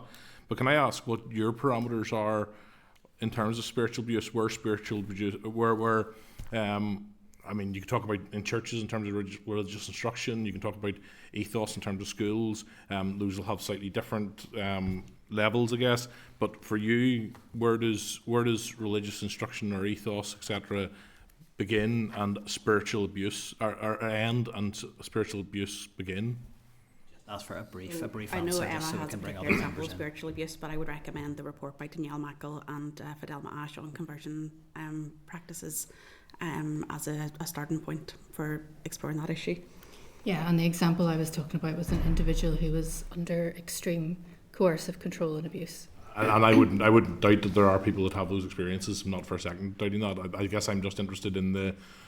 You can imagine that there's probably a blurred line that we have You're to not trying to identify. conflate these issues. You are.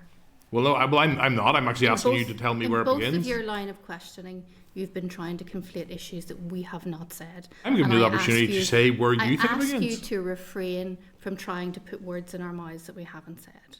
I'm asking you to David, identify and clarify. I think the witness has expressed that they don't want to continue with Well, that line of questioning. I would just put on record, Chair, that what I was doing there was asking them to identify where they believe the line is. That's an opportunity for them to articulate themselves. It's not me putting any words in their mouth. But thank you, Chair. But no, I think if a witness has said that no, that's fair enough. But I'm putting my position position on record. And that's reasonable that we can extend that courtesy.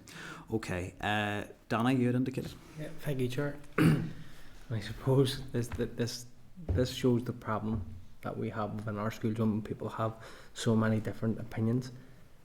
Information is key, and I'm saying this as a father of a daughter who's 14. I like to think that she could come to me and her mummy with any issue, but it's so important she has all the information for whatever happens in her life, that she can make an informed decision. And I think the more this inquiries went on, it's proven to me how important RSE actually is, and then particularly listening to our young people. And we would do well to remember that as a committee when we come to the end, because it's our young people telling us that they're being failed, and we need to be working for them. They have to be the outworkings of whatever report says in our report. So I want to thank you for coming in today. I think you answered all the questions from the Chair and Pat, but I just want to say it is challenging, and it's challenging for all the work that you are doing as well, and the crisis cases that come to you.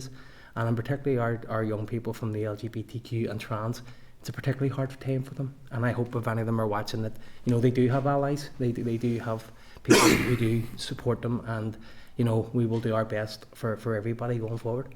Thank you. Thank you, Danny. Sorry, I wasn't a question there. There's no other indications at this stage, so that brings our evidence session to a close. So, as with all our sessions in relation to this inquiry, there's a Hansard record, and that will then be fed in for consideration when we produce our final report. But we would like to thank you for your time this afternoon, and again, apologies for keeping you waiting today. Thank you. Thank you. Thank you. Thank you. Thank you. That's a Chair had done. Have a nice Christmas. You haven't been saying nice Christmas, anybody? Yeah. I'll do an overarching Christmas wish at the end. Thank you very much. I think just to pick up on the point in relation to your interaction with the witnesses, David, I have no interest in shutting down any line of questioning, No. but I think particularly if a witness who's not from a statutory agency has said they don't want to continue with the line, I think. I've no objection. I wasn't just to be on record again. I was not clear. objecting to that. Well, all I was saying was that was not the position. I was trying to give them the opportunity to articulate their view of where that line was. It might not be the same as my view, but it was their opportunity to articulate that. I wasn't trying to put words in anybody's mouth. I do understand. I think it just from my perspective, if we have an external agency coming in who doesn't have statutory functions, if they have asked for a line of questioning to end, I didn't ask any more questions after that. No, I'm just articulating my position on Yeah. that. It was Yeah, not. that's It wasn't. fine. It was of no interest in shutting down Yeah, no problem. a line of questioning. Okay, so that moves us on then to correspondence. Now, I'd mentioned before the meeting commenced there is one item that I'll just take in closed session, and I'll just identify that when we reach it, but otherwise I will refer members to pages 162 to 250 of your packs and pages 3 to 17 of table papers, which is all of the correspondence that we have We have the correspondence index, item 10.1 there. I'm just going to quickly run through anything that I think needs a specific committee decision. So I'll go through that. If there's anything else anyone wants to raise, please do so at the end. Item 10.4, and that's page 196. It's a response from the Department of Education on issues facing parents with multiple births. Our members content to note and forward the Department's response to the correspondent that raised the issue with the committee, but I would suggest with a caveat that we invite further feedback, as I think there may well be things that we can come back on. Are we agreed? Agreed. Item 10.5 on page 198. It's another departmental response, providing a breakdown of the methodology used to determine eligibility for the RAISE programme. The only thing really that I would highlight from this, well, I suppose it's quite clear there is not a meeting of minds between some members and the department on this issue. I'm not sure if going back with anything further in writing will alter that. I would say it's maybe a reasonable time just to make sure we do get an update from the expert panel who produced the Fair Start report, because we had got correspondence away on that and we haven't heard back from them as yet. Is that something we would be in a position to chase if we haven't heard? Yeah, we can. Yes, Members agreed that that's probably an action arising, but I think that there'll be opportunities when the Minister attends to probably explore some of those issues in more detail. Are we agreed? Agreed. Item 10.7, it's a letter from the Minister around some staffing changes in the department, and that's the one I'd like to take in closed session. If members are agreed, we'll just do that at the end of correspondence if we're okay, and then we can get through everything else if we're agreed on that. Yep. Item 10.8, page 213, departmental response regarding homeschool children, subject to opt-outs in relation to RSE, access to the curriculum, and around the flexibility of opt-outs in terms of how it's delivered by schools. And I would suggest that we note and add to the inquiry papers for the RSE inquiry. Are we agreed? Agreed. Item 10.10, page 224. It's correspondence from the Committee for Communities regarding evidence taken on the draft anti-poverty strategy. I would suggest we note if members are agreed. Agreed. Item 10.11, page 228, response from the Department of Education regarding a NIPSO report on restraint and seclusion in educational settings. I would propose that we note, but also forward, the Department's response to the correspondent who'd raised the issue with the committee, but also just to note again for the record that we do have, hopefully in the forward work plan, subject to diaries aligning, the department coming in for a briefing on that issue, if we're all agreed. Item 10.12, page 230, is correspondence from the Peace Summit partners providing a response to the draft programme for government and seeking a meeting with the committee in this matter. As we'd sort of proposed in previous sessions, I would like to propose that we get a written briefing initially on the specific educational issues that they're wanting to bring to our attention, and then we can make a decision on whether we move to a formal briefing. Are we agreed? Agreed. Item 10.13, page 244, correspondence from the Ulster University seeking a meeting with the committee to present research profiling the classroom assistant workforce in Northern Ireland. I would suggest we do move to invite them to present. It seems very relevant to our work, relevant to the issue, the strategic priority around SEN in particular on the transformation agenda there. Are members agreed? Agreed. Item 10.14, page 245, response from the Department of Education around funding arrangements for the Buddy Bear Trust School. Are we agreed that we should forward that to the original correspondent? Agreed. Item 10.15, page 247, it's a response from the Education Minister on the Belfast-wide Early Years project, indicating that without a budget having been set for 25-26 can't provide firm commitments, but there is definitely a commitment to aim to fund that, and I hope to continue the funding of the pilot until the end of the academic year. I mean, I think it's positive to an extent. Obviously, there's a limit to what the Minister can agree with in the absence of a budget, but would propose we do share that with the Belfast Wide Early Years team. Have we agreed? Agreed. Item 10.6, page 248. It's a response from the department providing an update on the work of the Addressing Bullying in Schools implementation team. I think that there's barely a week goes by here that in some evidence session the issue of bullying doesn't come up. We've had it both in RSE and again around the newcomer families today. I would just want to emphasise, I think we do need to get an update from the department and the EA around the implementation of that act, and to factor that into the forward work plan if we're agreed. Great. Item 10.17 is page 250, a response from the department, additional information on the public expenditure 24 to 25 and October monitoring. I would propose that we note, I don't think it adds a huge amount to what the evidence we had heard already. Are we agreed? Item 10.8, page 47 of table papers, or it's a response on the post-19 pilot project at Rossmar School. I think that had potentially been raised by Cara. Are we content to note at this stage, unless there's any actions arising? Item 10.19, page 49 of table papers. It's a response from the Education Authority about the role of previous employers in safeguarding around recruitment exercises. Are members content to note and forward it to the correspondent who raised the issue with committee? Is that agreed? Agreed. Item 10.20, responses to follow-up questions on the October monitoring round.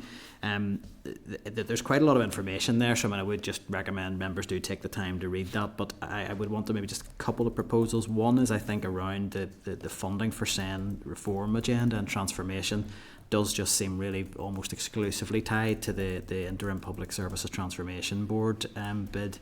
I think it might be worthwhile if members are agreed to write to the Finance Minister as when we anticipate getting decisions on those, because this is really critical to delivering that transformation agenda. So are we agreed on that? Agreed. And I also wanted just to raise, we had asked for a briefing from officials around the capital budget, which we haven't had as yet. Is that something we can No, the director came along to the SEN session, but we haven't got it wasn't really it wasn't a detailed look at the department's capital budget, so if members are agreed, I think we should schedule that. Item 10.21, page 57 of table papers. It's a response to questions on SEN transformation. So I think we should seek clarification. I know it is small numbers of pupils now, but Danny, you had raised this about who are still not accessing their full placement due to delays in building work. So I think we would want to be asking, when will those building works be completed? And I think detail what provision is in place for those children, to ask specifically what they're getting. I mean, I think if it's some worksheets going home, that's not ideal, and not acceptable actually. That doesn't cut it, ideally doesn't cut it. Are we agreed? Agreed. Item 10.22, it's a response from the department to the Youth Assembly's plenary debate on the mobile phone pilot. I would propose we share that with the Youth Assembly. Are we agreed? Agreed. And then the final one, item 10.23. Now this was tabled very late, so it's a publication of the analysis into school uniform consultation. Now it is embargoed until tomorrow anyway, so we can't discuss it, but too late to review anyway. So I would ask that we table that in the new year. I think committee will want to discuss that consultation analysis. Are we agreed? Agreed. Okay, if we could just quickly move into closed session. I don't propose that we do this for very long, but it is just to discuss that item identified. Committee Room 29. Sound.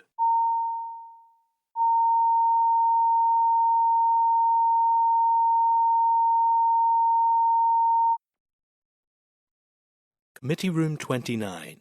Sound.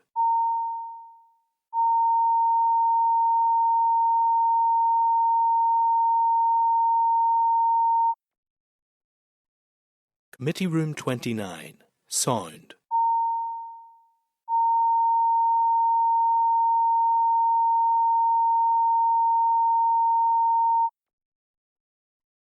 Committee Room 29. Sound.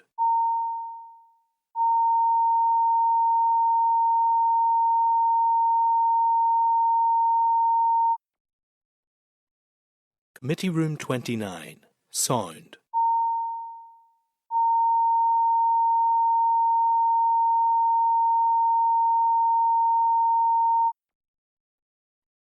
Committee Room 29. Sound.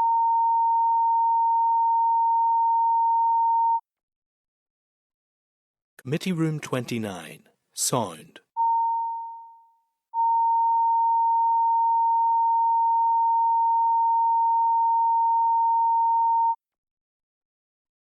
Committee Room 29, Sound.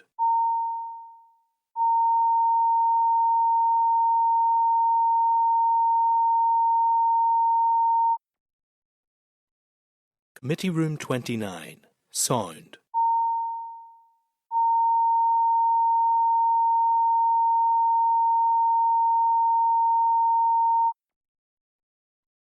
Committee Room 29, Sound.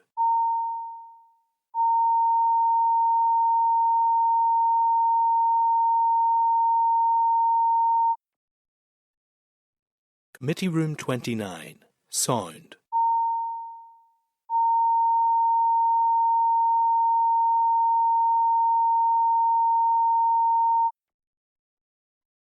Committee Room 29, Sound.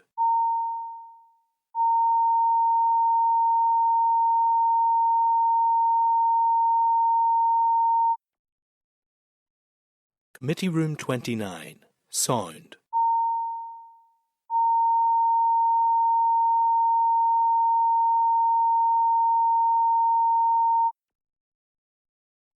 Committee Room 29, Sound.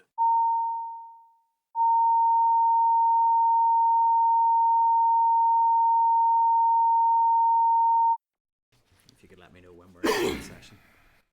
Okay, so that's us back on the open session, members. So really just moves us on to forward work programme. I don't propose that we speak to this in detail, although that it's looking like it's taking reasonably good shape for the new year, and I hope that we'll those ones that are in italics will get locked in fairly quickly to be confirmed briefings. I just would reiterate, it'd be helpful if members, if they haven't already done so, just to let the clerk know around the session in that week before we return, just the strategic planning session, who's able to attend that just for planning purposes.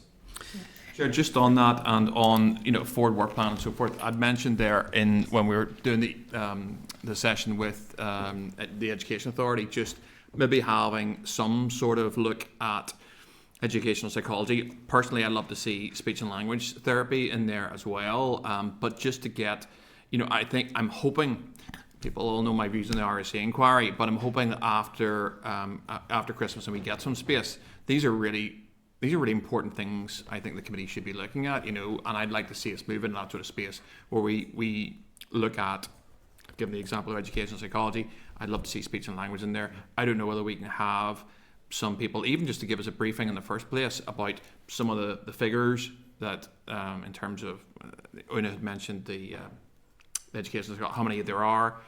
There's 80. Most of them, as you said, are female. They're working part-time hours. How many FTEs do we have? What's the demand on them? What are they doing? So I'd love to. There's two ways to look at it. I mean, Yep. I agree. It's a really important issue.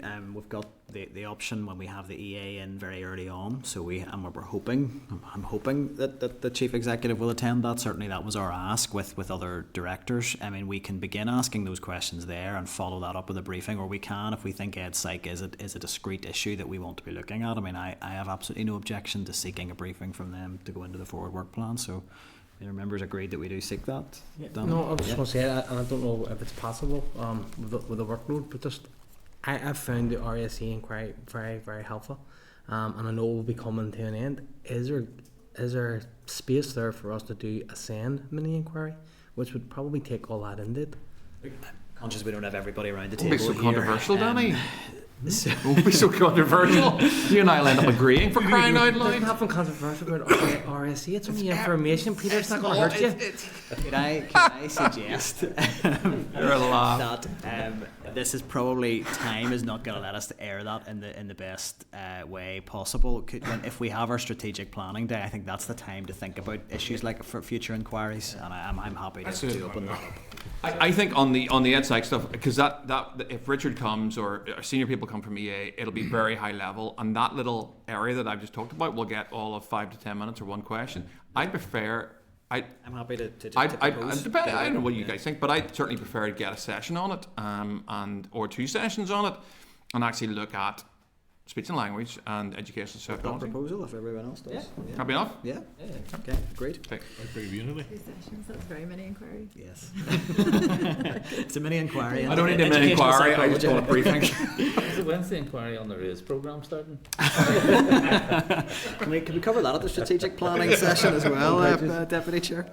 That takes us on to, well, just to check, we endorsed the forward work programme with just that amendment. So item 12 then is any other business. Do we have any other business? No. Can I just say that for the record, in private session, the committee agreed to write a letter to the department clarifying some issues. Yes. Thank you. Thank you for keeping me right on that issue. Yeah, that's great. And then item 13 is date, time and place of next meeting. So the next committee meeting is scheduled for Wednesday the 8th of January 2025, 2 p.m, but that will be in closed session and it will be held virtually.